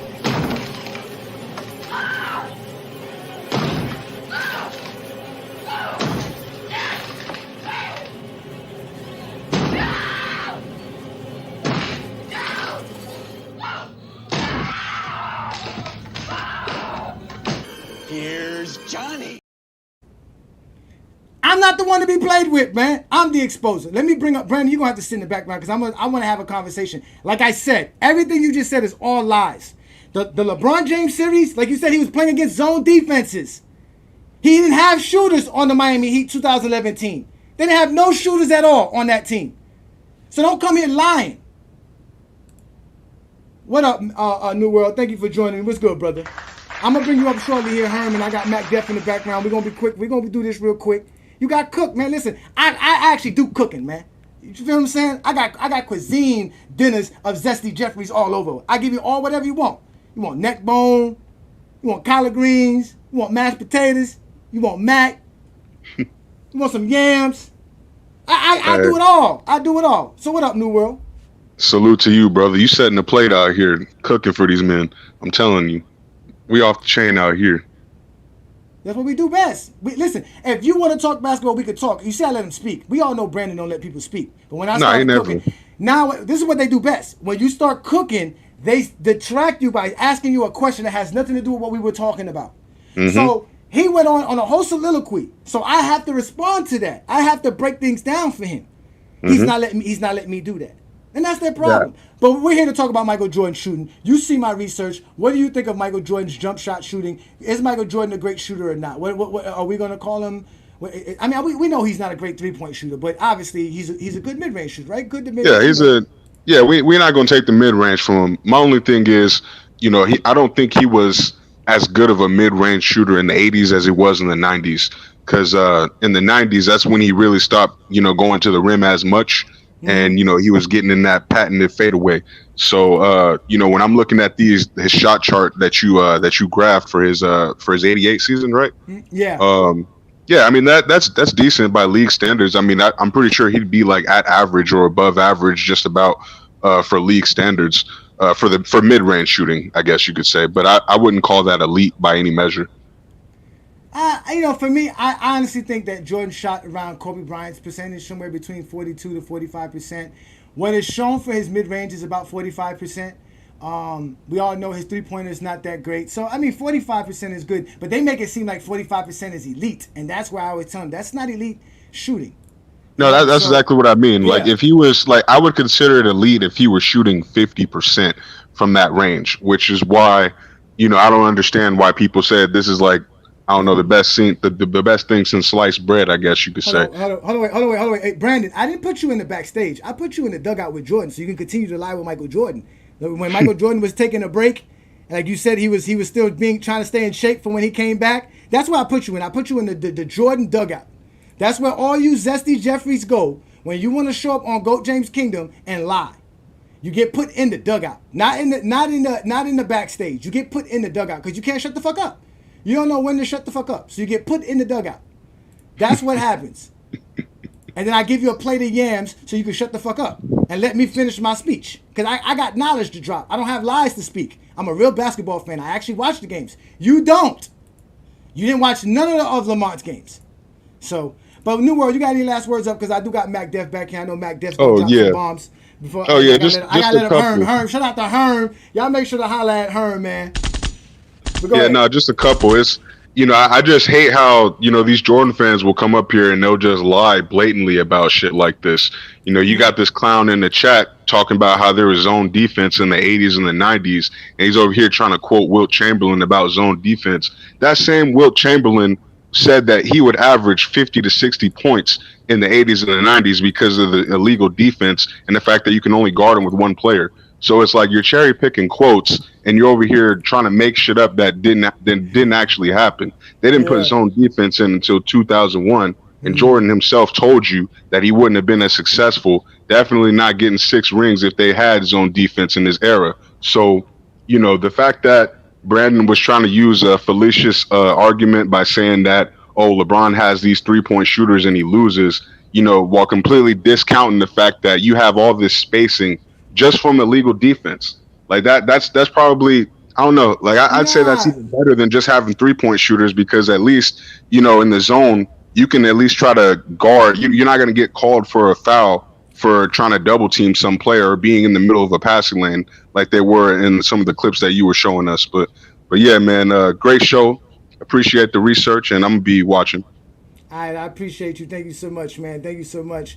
Y'all know what's good, man. Like I said, y'all, this is the GOAT James Kingdom platform. I am Ajani the Exposer. I go live every Friday night. We're going live right off FYF Sports Debate as well. Shout out to Lamont, Ace 30, Rebrandon, Herm, all those guys over there that be doing big things with FYF, but we do big things, and that's why we collaborating with them.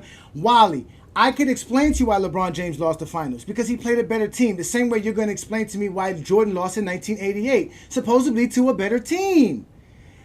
All these players lose. I don't know why y'all keep talking about who loses, who wins, when y'all don't give the guy who won the most praise, nor the guy who lost the least the most praise. So it's all nonsense to bring that up.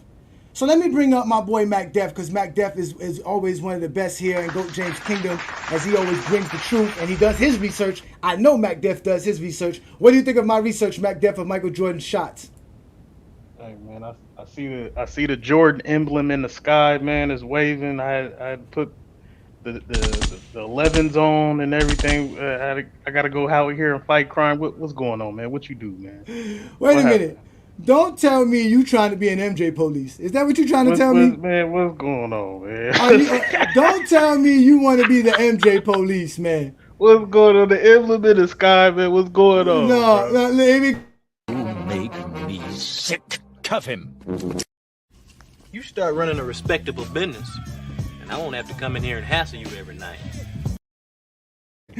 Mac Def, you put me in handcuffs, Mac Def? What you doing, Mac Def? You the MJ police, Mac Def? You can't handle we talking about the Zesty Jeffries and Michael Jordan? Oh man, what's going on, man? I got the call. You got the call? They sent you. They said, "Hey, Jack." Yeah, man. What you do now, man? What you do now, man? All I did was like I told everybody, right? First of all, like I told everybody, shout out to Lamont, man. Lamont gave me something to do for the summer. He gave me this right here, Mac. He gave me all these Michael Jordan games from 1988 to watch. And I went and found 2 other ones.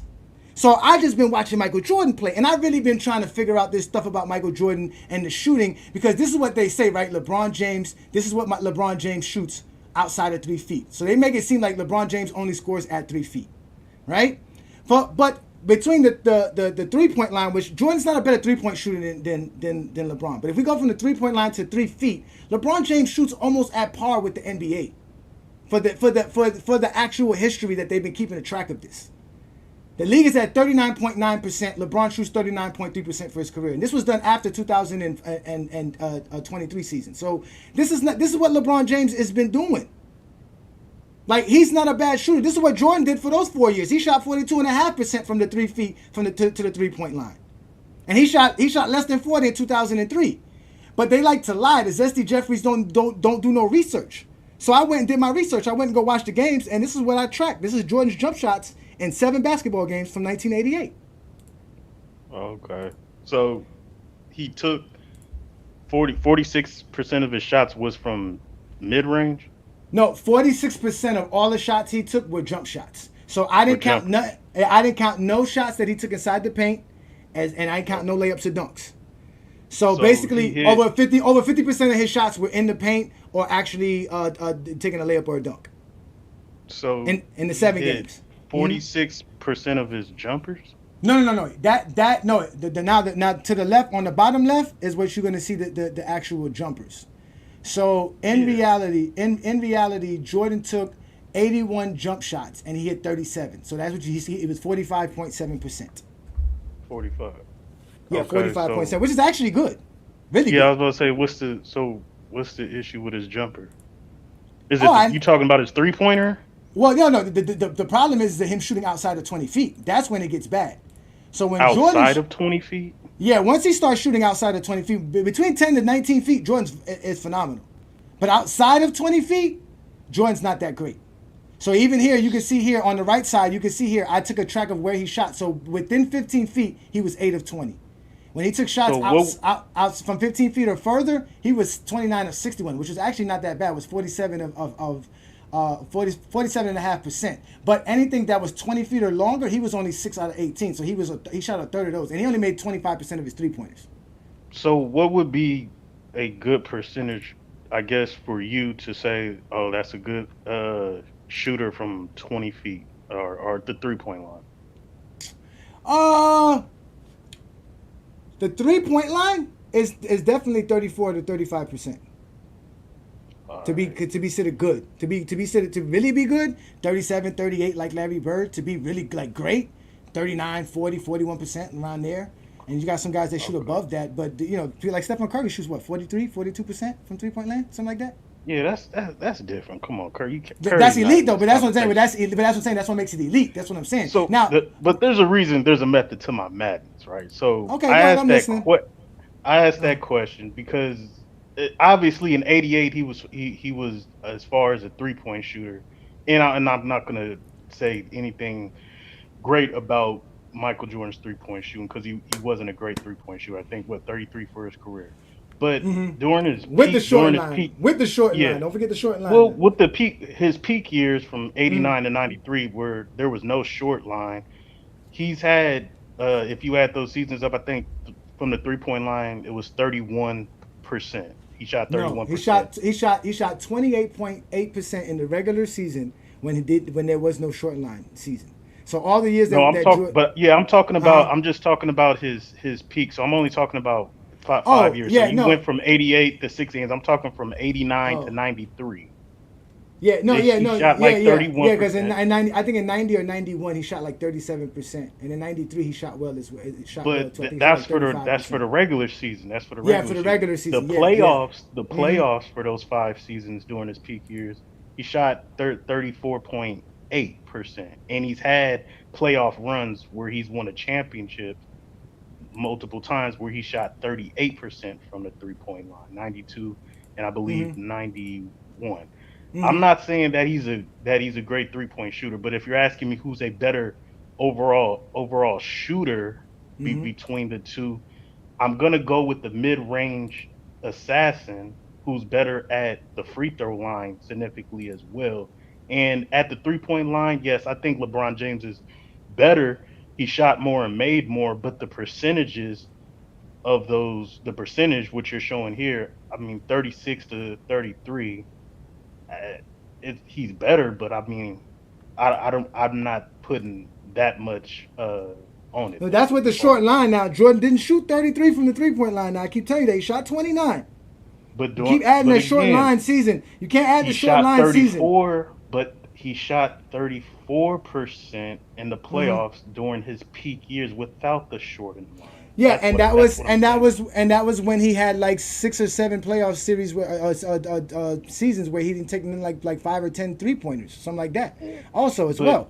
So yeah, but but this is what you got. He's going to the finals. No, but Mac, you don't make the finals because Jordan's 3-point shooting. Listen, Michael Jordan, right? When we're talking about his 3-point shooting, right? If we account for what he did in the playoffs and what he did in the regular season, without the shortened line seasons, if we put them together, he still shoots under 33%. It's still around 32.5%. So that's not good. That's below. Yeah. That's not good. That's not really good, right? That's close to being bad. You know what I'm saying? That's really close. No, it is bad. Let's just put it. No, I'm not gonna say I'm not gonna say it's bad, because to me bad is like 30%, 28%, something like Westbrook, something like Giannis. That's really bad. You don't want guys shooting like that. 33% Michael Jordan shooting is not really bad. It's just, to me, it's average. I consider Michael Jordan's 3-point shooting average. The same way I consider LeBron James mid-range to be average, right? And that's before the line was put in. He was shooting 33% from the 3-point line. No, Jordan's, again, the most shots Jordan took in the regular season in 3-pointer, if you don't count the short 3-point line, he shoots 29%. If you want to count the playoffs included with the way he did in the regular season, he'll be at about 32.5%. It'll still be under 33%. So he still shoots under 33% in general as a 3-point shooter, no matter how we want to cut it, from the real actual line, including the playoffs and including the regular season. But if we don't, if it's in the playoffs alone, the seasons that are not shortened line seasons, which is 95, 96, and 97, he shoots like 34%, close to like 34.5 from 3-point. From this chart, he's shooting in 97. This is a real chart. So just to let 10 to 19. Just to let Wally know, this is actually a real chart. This is the NBA's numbers. This is not nobody else's numbers. This is the actual numbers from what Michael Jordan did, and they keep a track from 5-foot increments. So I did a show about this a couple of months back where I was trying to show them where Jordan shoots from. Because if you look at it, right, out of all these shots that Michael Jordan takes between 5 feet to 30 feet, basically 75% of those shots are between 10 to 19 feet. If we remove the 5 to 9 feet, 82% of the shots Jordan takes are within 10 to 19 feet. And if we remove the 25 to 29 and the 5 feet, 97% of Michael Jordan's shots are taken between 10 to 19 feet. So that's why Jordan's mid-range jumper is, again, you call it an assassin. I just think that he just took a lot of mid-ranges. But at the end of the day, he was a good mid-range shooter. I don't think he was elite at it, but it was something that was needed in his era, because, again, the 3-point shot wasn't something he had, and it wasn't something that people wanted to take. So shooting the mid-range helped him have an opportunity to get to the rim. I don't know, Johnny. Like, if you shooting 50% from mid-range and 32% from the 3-point line and 85 from the free throw line, I don't know. I don't see. What do you see 50%? He shot 46% from mid-range, which is 10 to 14 feet. If you want to take, I'm looking at 97, 10 to 19 feet. That's 50%.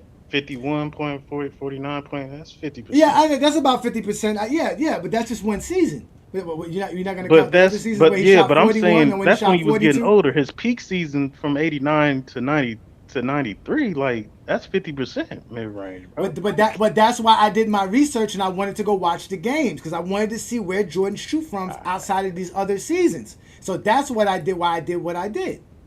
So from mid-range, who's better, Jordan or LeBron? Jordan. From the free throw line, who's better, Jordan or LeBron?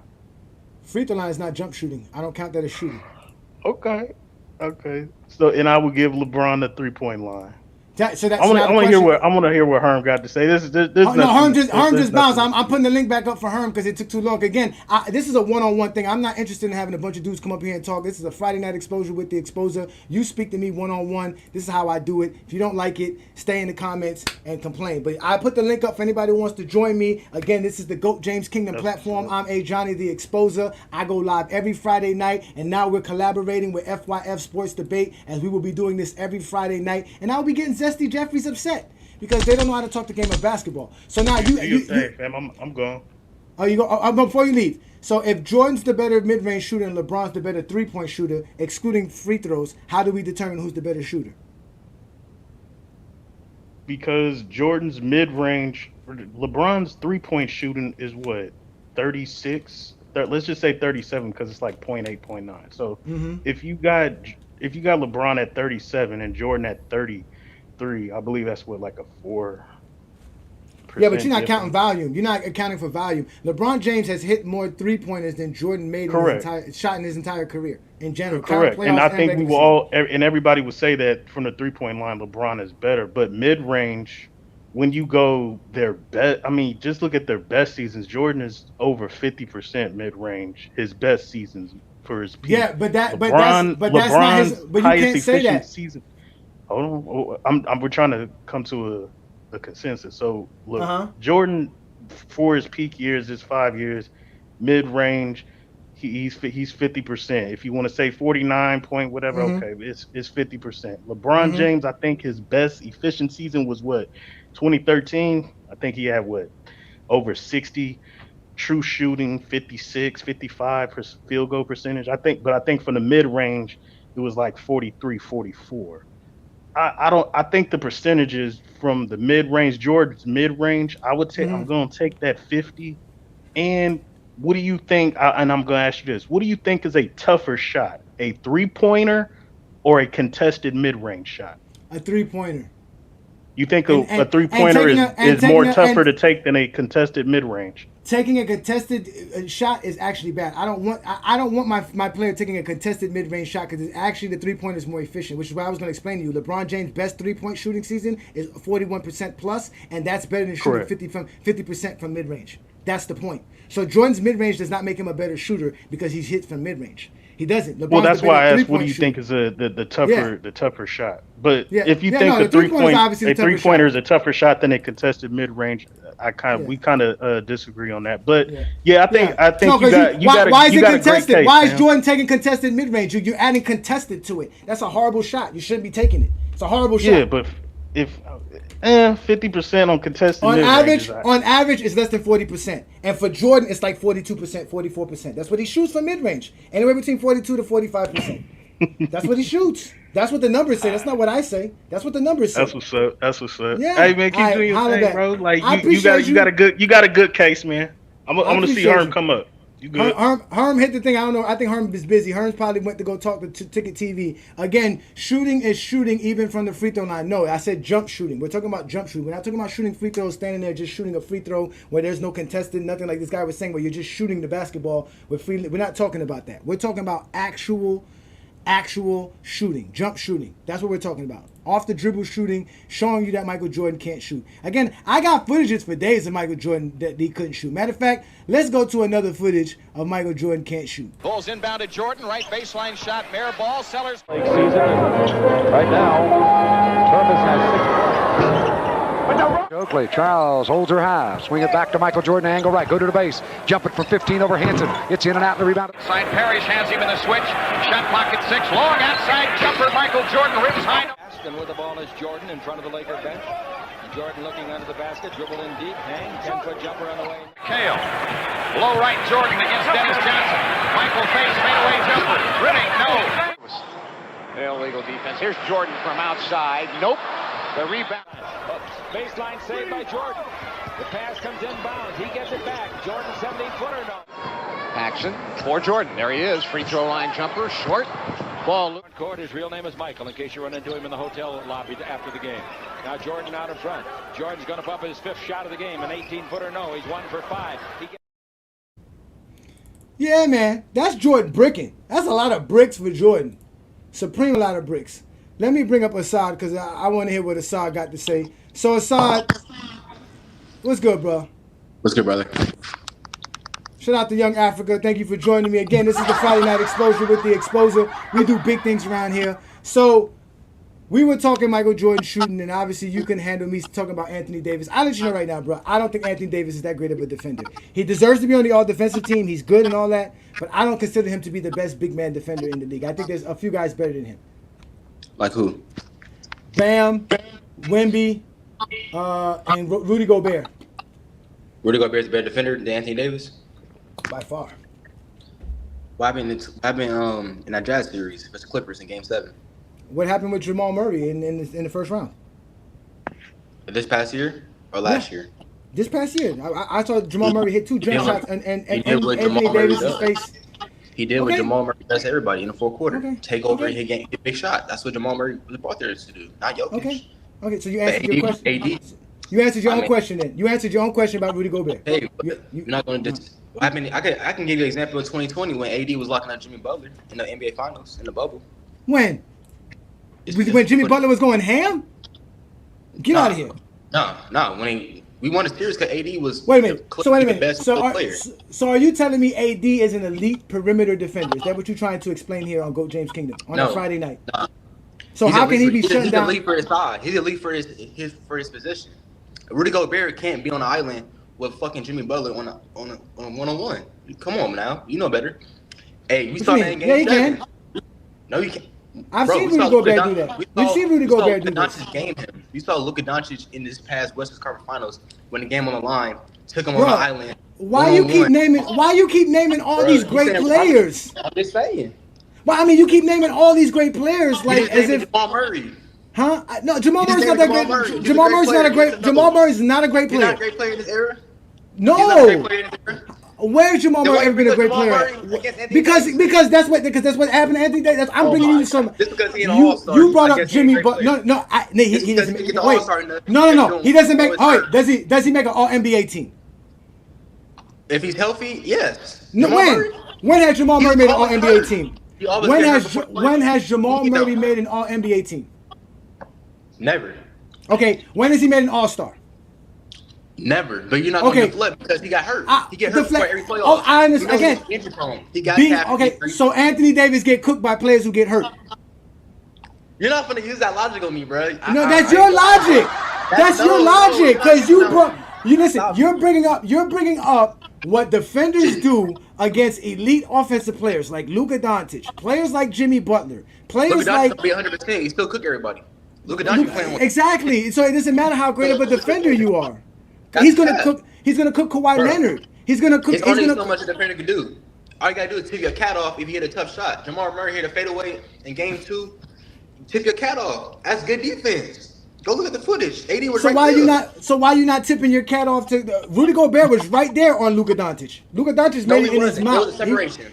He made it in his mouth. And so did Jamal Murray created separation too. He got enough, bro. That was bro, you're not. Listen, we can't have this. Listen, we cannot have a conversation, bro, because you're not letting me speak. I can't have a conversation with you. You're fucking eating. I don't even know why I even brought you up. Eat your food, bro. Ishmael, what's good, brother? What's good, man? Let me get you up because I'm about to get up out of here real soon. It's been real fun. Again, this is the Friday Night Exposure with the Exposer. Y'all hit that like button, hit that subscribe button, become a member of the channel. Y'all also check us out. We go live on Sunday noons. It is Brandon and I on the GOAT James Kingdom show where we actually talk the GOAT conversation just like this. And this week we're going to be actually talking about how we got Michael Jordan's footage from a Michael Jordan fan proving his fake steals. And we also got people hating on LeBron James because he's still the greatest player to play in today's NBA. The greatest NBA is today's NBA, and LeBron James still dominates today's NBA, and he was voted by the USA team and coaches as the best player on the USA team. Now, mind you, not all the players are playing on it, but LeBron James got a lot of good guys there. So he's the GOAT. That's what he does best. And that's what we do best here in GOAT James Kingdom. We don't run from it. We are listen, I'm Ajani the Exposer. I don't care how you feel. I don't care about your feelings. I go live every Friday night to give you a chance to talk to me one-on-one, but you got to be respectful because if you're not respectful, I will put you in the dugout and I will expose you because that's what I do best. I expose Zesty Jeffries like none other.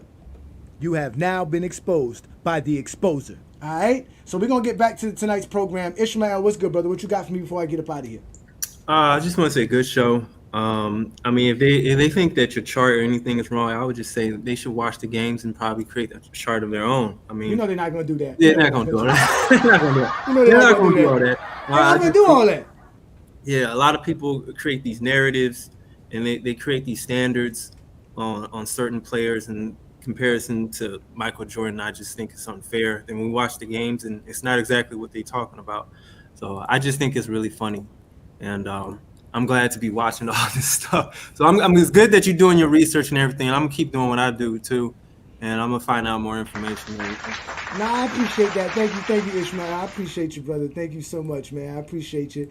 So let me bring up Ruddy so Ruddy can get his last words in because they were talking crap about you, Ruddy. What's your last words? Because they still talking about you here. I think Brandon still got something to say. Wall Street Brandon is a special human being, bro. That dude there, I don't know what to say about that. The man says I got charts. I gave you the NBA charts.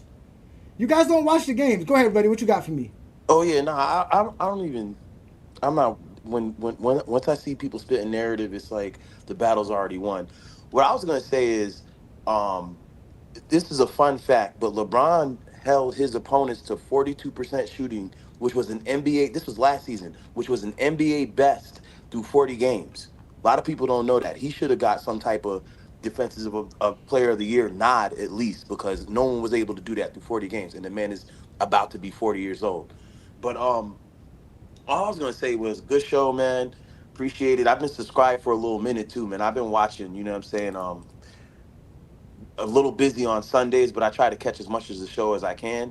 Mm-hmm. But yeah, man, as far as MJ with the mid-range shooting, I believe that as far as him being a good scorer, he was a good scorer for his time. As far as him being a good shooter, he was a good shooter for his time. But in the grand scheme of things, I can't even put him in the top 5 with shooters. You know what I'm saying? I can't put him up there. I have to put him maybe in the top, I don't know, 10 to 20 range. You feel me? But if we're talking about some of the greatest scorers in NBA history, there were so many people that could score much better. Kareem Abdul-Jabbar, one of them. A lot of people, even Wilt Chamberlain, had a easier time scoring, definitely in the paint.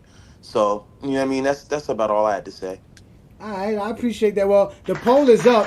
Everybody who voted, over 49% said that Jordan's not a top 10 shooter because he can't shoot threes. Again, Jordan wasn't that great of a three-point shooter, so he can't really be an elite shooter in general. He was definitely a good mid-range shooter. He definitely had his mid-range going. So I appreciate that. Thank you so much, everybody. Look forward to seeing you again. Listen, Rudy Gobert is a better defender than Anthony Davis. And then for Wiley here, who says I'm a stat guy, what are you guys going to use to say that Anthony Davis is a better defender? You guys don't watch Rudy Gobert because he plays in Minnesota and he plays in Utah. How many Utah or Minnesota games have you really watched in the last 5, 6, 7 years? You haven't. You've been watching Anthony Davis, and that's why you think Anthony Davis is a better defender. Anthony Davis does not make the Lakers a good defensive team. He's not better than Bam. Everywhere Rudy Gobert goes, the team defense gets better. That shows you how good of a defender he is. He actually helps the other players play defense because he can cover so much space. He can do so much defensively. He can switch. Anthony Davis doesn't even want to guard his own position. Just like Wally said, the man is soft.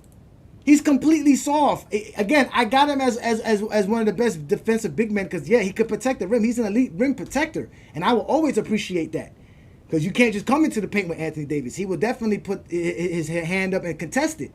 But he's not an elite defender. He doesn't shut down nobody in the post. He doesn't go out in the perimeter and prevent anything from happening. He's a liability on defense, and that's why the Lakers suck on defense. And if y'all want to talk what y'all want to talk, by the numbers, LeBron James protects the rim just as good as Anthony Davis has the last 4 or 5 years. Those are actual facts. Those are real things, but y'all don't watch the game of basketball. Y'all won't even watch the actual games. I guarantee you none of y'all watch Michael Jordan play. None of y'all watch these guys play.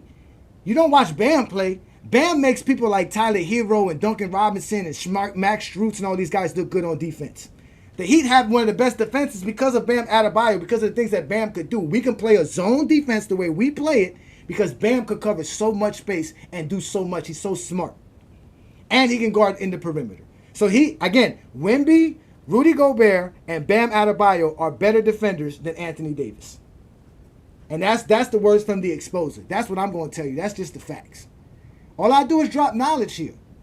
That's all I do. He didn't even want to stick. Look, he doesn't want to stick Embiid. Exactly. He doesn't want to stick Embiid. He doesn't want to stick Rudy. He doesn't want to stick none of those guys. Embiid cooked Rudy. Again, Embiid and Joker both cooked Rudy. That doesn't. What does that mean? Who stops Embiid or Joker? Nobody. You guys go take the best players and say they go cook Rudy Gobert. That's what they're supposed to do.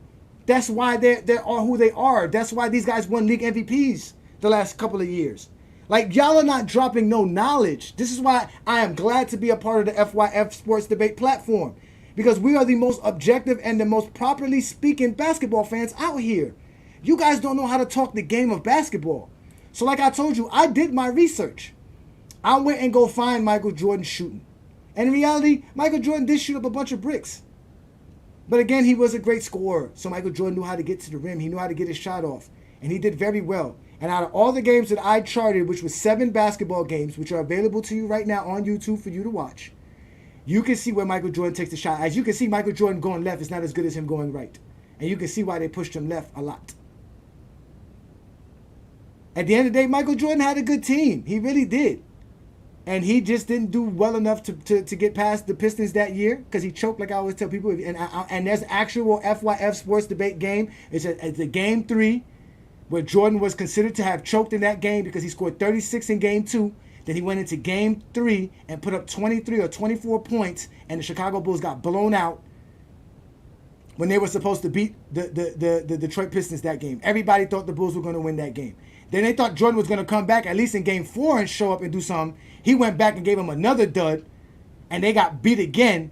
Then it was like, well, at least on elimination games, Jordan's going to show up. He came out, gave him another dud, and got outscored by Adrian Dantley. And lost 3 straight games and legitimately lost. And versus a team with no all-NBA players and no all-defensive players on the roster. At all.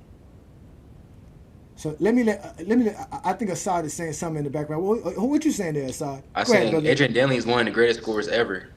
I know that. That's not saying I know much. that. I know that's he's saying the best, that. He's the best pure scorer. That's saying Jordan got outscored. Yes or no? That's what Jordan say no. Was Adrian Dantley was Adrian Dantley the best pure scorer on the Pistons during those championship teams? Oh, he didn't actually before he got traded to Mark. He wasn't the best pure scorer. I wouldn't say he was the best pure scorer. I think Isaiah Thomas was a little bit better than him. No, he wasn't. Adrian Dantley. I would say so. All 3 levels. No. You said on Detroit. You say on Detroit. Yes, before he got traded from Mark McGuire. No, before he got traded from Mark McGuire. Yeah, he wasn't. No, he was. They weren't even averaging 20 points per game. What are you talking about? Huh? They wasn't even averaging 20 points per game in 1988. They didn't have a player average 19 points per game. Yeah, Joe Dumars. Joe Dumars was Isaiah Thomas, like you said. Joe Dumars was a 3rd-year player. You have Repica too, right? Yeah, he averaged like 13 points per game. What are you talking about? So Repica wasn't nice? Kelly Repica, he wasn't nice on the Pistons? Sit your $5 ass down before I make change. You fucked up big time. You're incapable of running this shit. You guys don't let me speak, you get put in the fucking dugout. I don't understand why you guys just don't talk. He just this motherfucker said Topeka. So he said Topeka. Michael Jordan had Scottie Pippen, Horace Grant, Charles Oakley, John Paxson. He had a whole squad of players, Corzine. He had Sam Vincent. Maybe Michael Jordan was losing because he was playing bad defense like this. Scott takes it in the Magic. Foul Jordan trying to steal. That's what we talk about his type defense, gambling. Well, sometimes, though, people that are leading the league or high in steals doesn't necessarily mean they're a good defensive player. It's just, as you said, they gamble a lot. He's averaging about 3 3/4 steals a game, leading the NBA. Jordan is the epitome of a lane passing receiver. He jumps in all of the passing lanes when you have possession of the basketball, and that's how he gets the majority of his steals. He and Cooper matched against each other now. He's guarding Coop at the other end. Worthy brings the ball in with the Lakers. Sit your punk ass down. That old bullshit.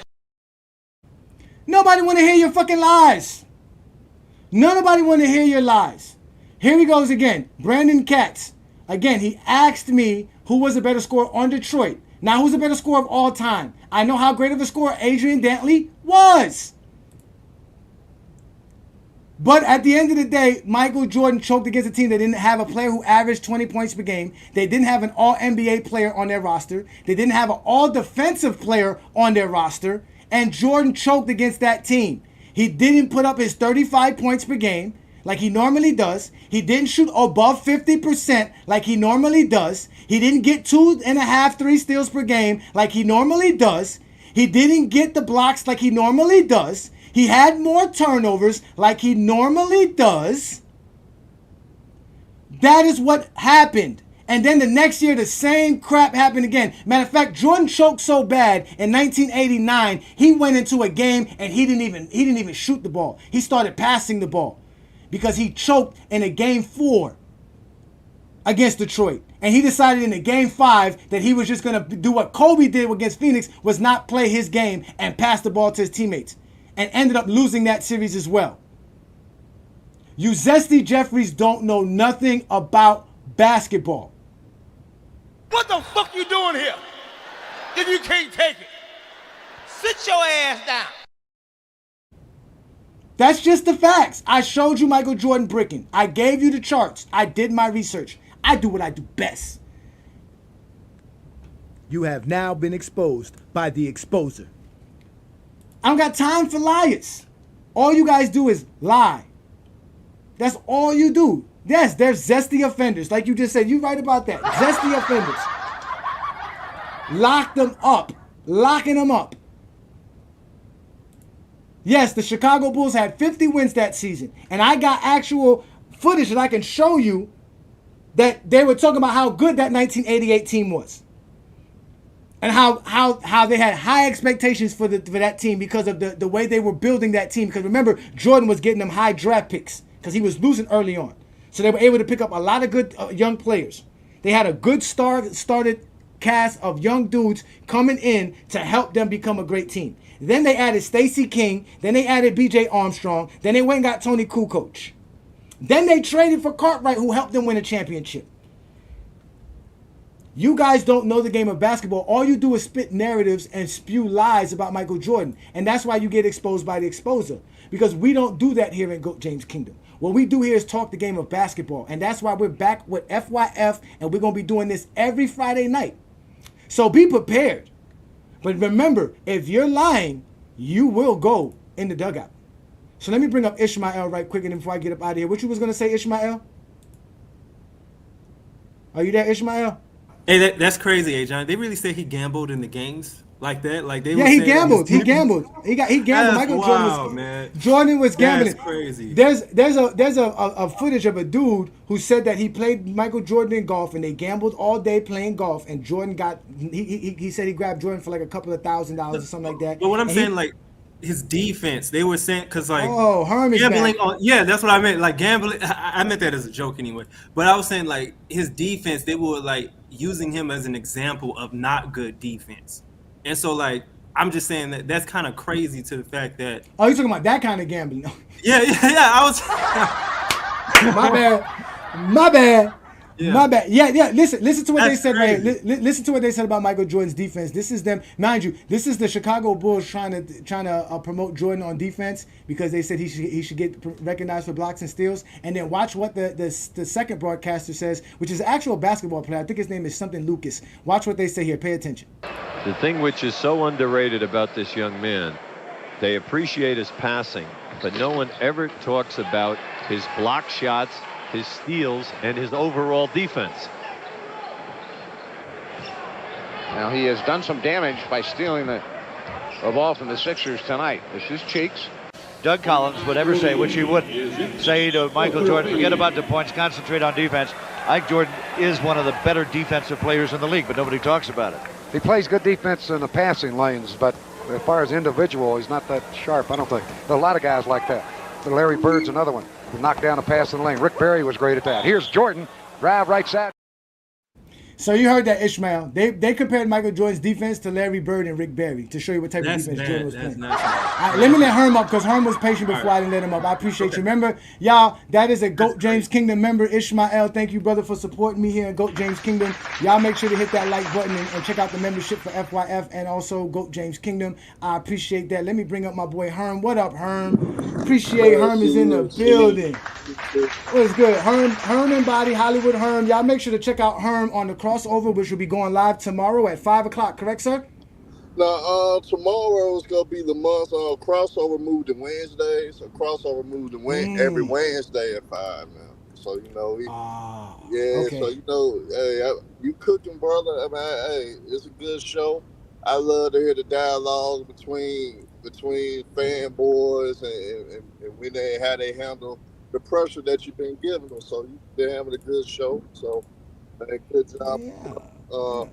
But for as my opinion on the matter, Jordan can shoot basketball. Some of if you look at the best scorers of all time, a lot of them do primarily work for the mid-range. So I think, in all actuality, I think he would be just fine in the era. All the all-time great players, y'all, no matter what we feel about them, whether it's LeBron, whether it's Jordan, they could fit in any era. They would adjust to any era. So, like I tell anybody, I troll a lot. But when it comes to actually talking basketball, we go pick apart. We go pick on them for the little things because we trying to prove who's better than the other. But in all actuality, LeBron James and Michael Jeffrey Jordan could play in every era. If they had to adjust to an era, they could. So, yes, Jordan said he hated the zone, but I think if he would have adjusted and would have got used to the game. But one thing about basketball that we've seen in every era, the mid-range never go anywhere. Kevin Durant is great even though he's a 50-40-90 guy. Primarily his points come from the mid-range. So when I think about that, I think he'll be fine. 3-pointers, he didn't take a lot of them, so it's kind of hard to judge the 3-pointers from him because he only averaged like 1.7 his whole career. But I think like LeBron James, because once the game changed in the middle of his era, right in the beginning of his prime, and the game changed, LeBron James started working on his jumper. LeBron James started to develop that 3-point shot he didn't have in the beginning. So, like I said, I think he's a good jump shooter, man. But with guys defending when he lost in the 80s, when you get your ass kicked, though, James, you get your ass kicked. There's no excuses. When you're the best player, hey, you get all the praise. But when you lose, you get all the blame. As a LeBron fan, you know I know that better than most. You know I know that. And like any Jordan fan, if you a fan of Michael Jordan, you don't never avoid his failures because that's what primarily his story actually elevated his greatness from how he kept getting his ass kicked by the Pistons and he kept fighting, he kept trying to get better, and once his IQ did improve and once he did start to play a team-oriented game, the game became much easier for him. You started seeing him being more sure of himself and more efficient, and you start seeing his team being better, and you seen what happened once he got better and once he started playing team-oriented basketball, they swept the Pistons. So, end of the day, for guys to try to diminish his failures and try to blame just primarily his teammates, I think is disingenuous. I think that's not the way you go. And if you actually just play it out, he was playing dumb basketball. He was being selfish, which led him to getting his ass kicked. Well, you know what? I ain't gonna lie, bro. Herman, I'm not gonna lie. The games that I watched, Michael Jordan really wasn't that bad. Now, there were moments where he put his teammates in bad position where he made like a last-second pass off to them right quick, so they had to take the shot or whatever. But it was because the Bulls really didn't have an offense. Like, they really didn't have a strategy, a system in place. That's why they needed a point guard. That's why Scottie Pippen was so important in adding that triangle. But in reality, that ball hogging stuff that you hear people say Michael Jordan had because he shot a lot, I really didn't see that. I ain't gonna lie, bro. There was times in the game, Herm, I was like, man, get the ball to Mike. What are y'all doing? Like, you know, I'm not gonna lie, bro. I was like, why y'all not getting the ball to Mike? But, you know, again, listen, I appreciate you, Herm. You showed up here. They were over here saying that you being soft. But can you tell me, Herm, has anybody ever said a smart take to Brandon? Because every time somebody gives a take, Brandon always talking about you're He cooking called me yourself. special ed, Herm. So Brandon say everybody takes a bad. So man, Brandon go against the grain regardless, no matter who's talking, no matter who's bringing up a certain point. Brandon don't give a damn who it is. He gonna go against everybody on this platform and say they don't know basketball. Oh my God, it's hilarious. That dude is hilarious, man. But listen, Herm, again, Mr. LeBron, you can show up. Listen, don't ask Herman to do something that you want to go do. Herm and I got a little bit of camaraderie here. Herm and I, we do our thing here. Don't be over here trying to be like Herm and I. If you want the exposure, sir, I'll put the link back up for you. There's more than enough people that's watching us for you to bring you up since you want to talk to the exposure. Because like I told you, this is what Friday nights is for. I don't run from no smoke. I actually bring the smoke. I'm ready to light up right now. I'm in ignition ready to blow. Pause. but Herman, the reason, like I said, Herman, the real reason I did this, Herman, was because I really just wanted to see where Jordan took his shots at in the 80s, and especially the season that he had in '88 is considered one of the best seasons. He was very efficient that year. I said this is good, and there's film on it. You know what I'm saying? With Lamont dropping film and all this stuff about the defensive player of the year that year. I said let me go watch and see where he shot from, and obviously this is where I tracked from his shots, and it is what I always thought what it was with Michael Jordan. Now Michael Jordan is a good mid-range shooter. He's not that good from the three-point line. He's an average three-point shooter. But like I always tell people, if Michael Jordan is the better mid-range shooter, because I'm not going to say LeBron's the better mid-range shooter, but LeBron's better from deep, who's really the better shooter? You see what I'm saying? And at the end of the day, the mid-range shot for the 80s or in the 1900s before the 2000 or today's basketball was very important because the little men couldn't get to the paint. When you was a guard and you was a small guard like Mike at 190, you were not supposed to be in the paint. That's what Michael Jordan kept challenging, because when you went to the paint, they would just foul you and send you to the free throw line. There was no flagrant fouls. You took your 2 free throws and we kept playing basketball. But there's only so much abuse you can take trying to go to the paint. So you had to have a mid-range so that you can help space out the floor for the big men and just space out the floor in general. Because you weren't going to take a 20-footer or a 22-footer. You definitely weren't going to take a 24-footer, which is what a three-point is. So those were very important shots in that era, which Wally will agree with me that being a good mid-range shooter as a guard is very, very important. So Michael Jordan being a good mid-range shooter was very good for his game, because not only was he able to dominate attacking the basket, but he was able to at least hit those shots. He was able to do it from a pull-up sense. He can go left and right and pull up. He can catch and shoot. You see what I'm saying? And in some cases, he can get hot and hit some threes for you. You see what I'm saying? So that was what I saw. But again, I did see Jordan going to the paint a lot, and a lot of his baskets were at the rim, which is what I always thought and what I always knew was at that time, without the defenders that were needed, Jordan was just getting to the paint at will. If you weren't double teaming Jordan, you was basically cooked. It was barbecue chicken, to be honest. And I'm gonna say this though, like that's why I'm telling niggas if they go bring up the zone defense thing, just think about guys like DeMar DeRozan. DeMar DeRozan is still in this league because he's a great mid-range shooter, and really nobody can stop him for getting to his spots in the mid-range of today's game. Dwayne Wade, you seen it because you a Miami Heat fan. You seen it. Dwayne Wade primarily lived in the mid-range. So, like, the mid-range never has left the game. So, now if you want to criticize Jordan for his three-point shooter, you can get on him. He didn't really take a lot, and there's a reason why he didn't take a lot. People could say that. But when it comes to him being just a good shooter, period, we had guys like Rip Hamilton. He really didn't take any threes, but we knew Rip Hamilton was a great shooter, primarily because he was great at unstoppable in the mid-range. So, at the end of the day, for us to answer your question, because guys got sensitive because they really wasn't understanding what you were saying.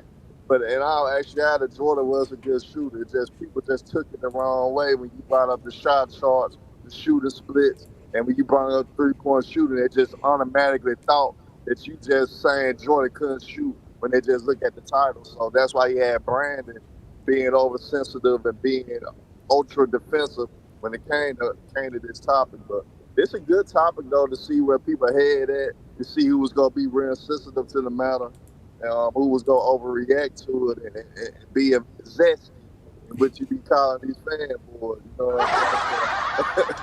so end of the day, y'all, Go James Kingdom was not saying Jordan couldn't shoot the ball, bro. He just brought up the conversation because he saw certain shooting splits and he saw certain games in the '88 that he wanted to talk about. So y'all gotta chill out, man. Y'all don't have to go crazy over this shit.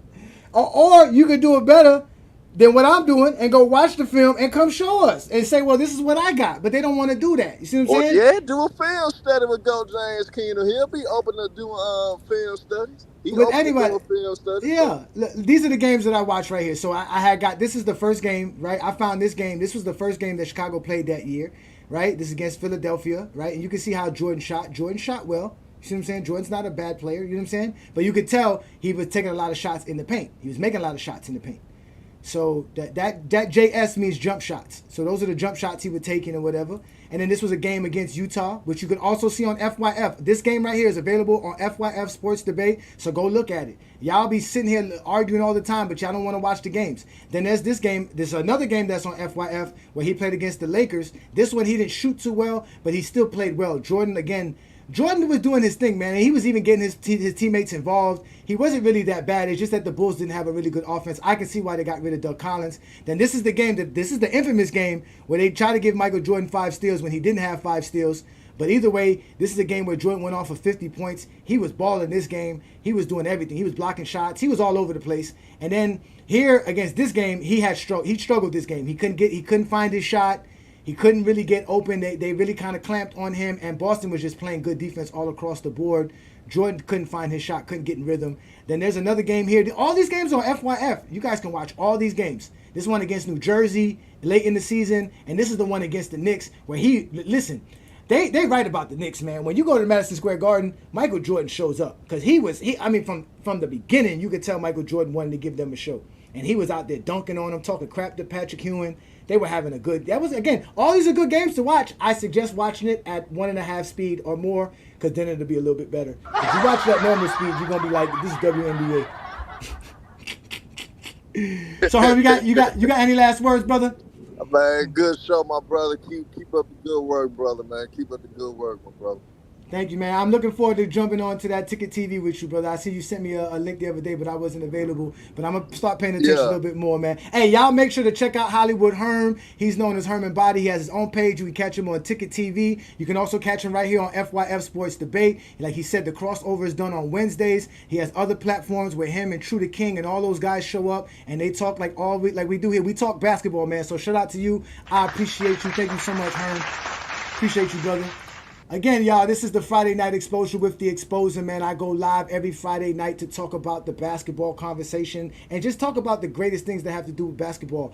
I'm not afraid of none of y'all. That's why I do this, so y'all can come up here and talk to me. I don't respond to comments, because that's where you're safe at, where you can just say whatever you want in the comments. Here, you got to be respectful enough to have a discourse where we can go back and forth and have a good conversation. So we had a great show today, as I was able to prove that Michael Jordan is a good mid-range shooter, but he's not the type of shooter that everybody says that he is. Right? At the end of the day, appreciate you. Thank you for joining me. And next time you get to join me next Friday. Again, we're gonna be back here next Friday. I'm gonna keep doing this, y'all, because this is what I like doing. I like talking the game of basketball. And not only that, our YouTube channel is popping.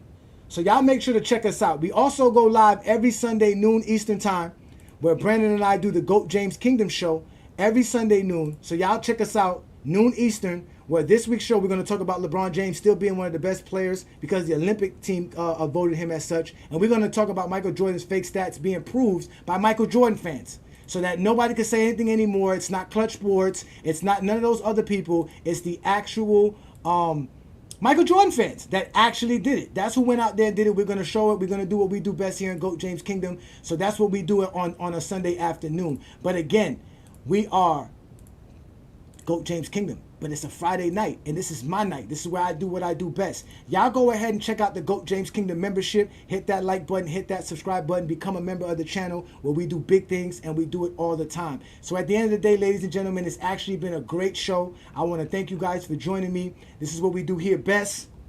This is GOAT James Kingdom. And in reality, Brandon, Assad, and all you zesty Jeffries, you have now been exposed by the Exposer. If you're a basketball fan and you're tired of basketball shows that talk about fake narratives and using non-basketball terms like Killer Instinct, Playoff Translation, Gravity. Come to GOAT James Kingdom.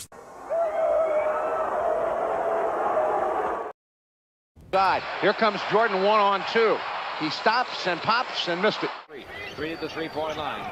Now the ball over to Jordan. Jordan's 18-foot jumper in the way. They're going to have to steal some on the road. Yes. A lot more than 11. Oh, no, you got to get 18. You got to get 17, 18. The ball and brings the ball over the right side to Jordan. Boy, I love him. Drives on Coop. Shoots over him. Horace Grant out front. Jordan 8 to shoot. Michael Jordan right of the lane shoots the fadeaway jumper in. A shot at him. There were some good centers there. 6-6 to score. 3 minutes gone. 9 to go. Jordan's got it. His fourth shot of the game. No good from 20. Top of the circle against Parrish. Left side Jordan. Outside jumper short. Rebound. Sam, top of the key, picks it up, plays it into Jordan. Low right, turnaround jumper, rimming, no. Rebound, Oakley's. Alan Level also in the ball game, and he's had a good game as a playmaker today. Double team on Jordan. He'll be guarded by Hanson. Pippen at 6'7", goes down low to Michael Jordan. What a quick move. Turn to the right, the jumper no good. Sellers out in front, the 7-footer from Ohio State. One time the MVP of the NIT tournament. Here's Jordan, a 20-footer over Scott. Bulls inbounded Jordan, right baseline shot, Mayor ball, Sellers. Season, right now, Purvis has 6 points. Oakley, Charles holds her high. Swing it back to Michael Jordan, angle right, go to the base. Jump it from 15 over Hanson. It's in and out, and the rebound. Side Parrish hands him in the switch. Shot clock at 6, long outside jumper, Michael Jordan rips high. And with the ball is Jordan in front of the Laker bench. Jordan looking under the basket, dribble in deep, hang, 10-foot jumper on the way. Kale, low right Jordan against Dennis Johnson. Michael face fadeaway jumper, rimming, no.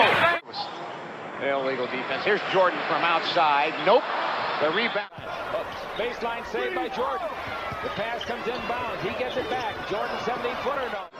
Paxson for Jordan. There he is. Free throw line jumper. Short. Ball. Court. His real name is Michael, in case you run into him in the hotel lobby after the game. Now Jordan out in front. Jordan's going to pump his 5th shot of the game. An 18-footer no. He's 1 for 5. He gets.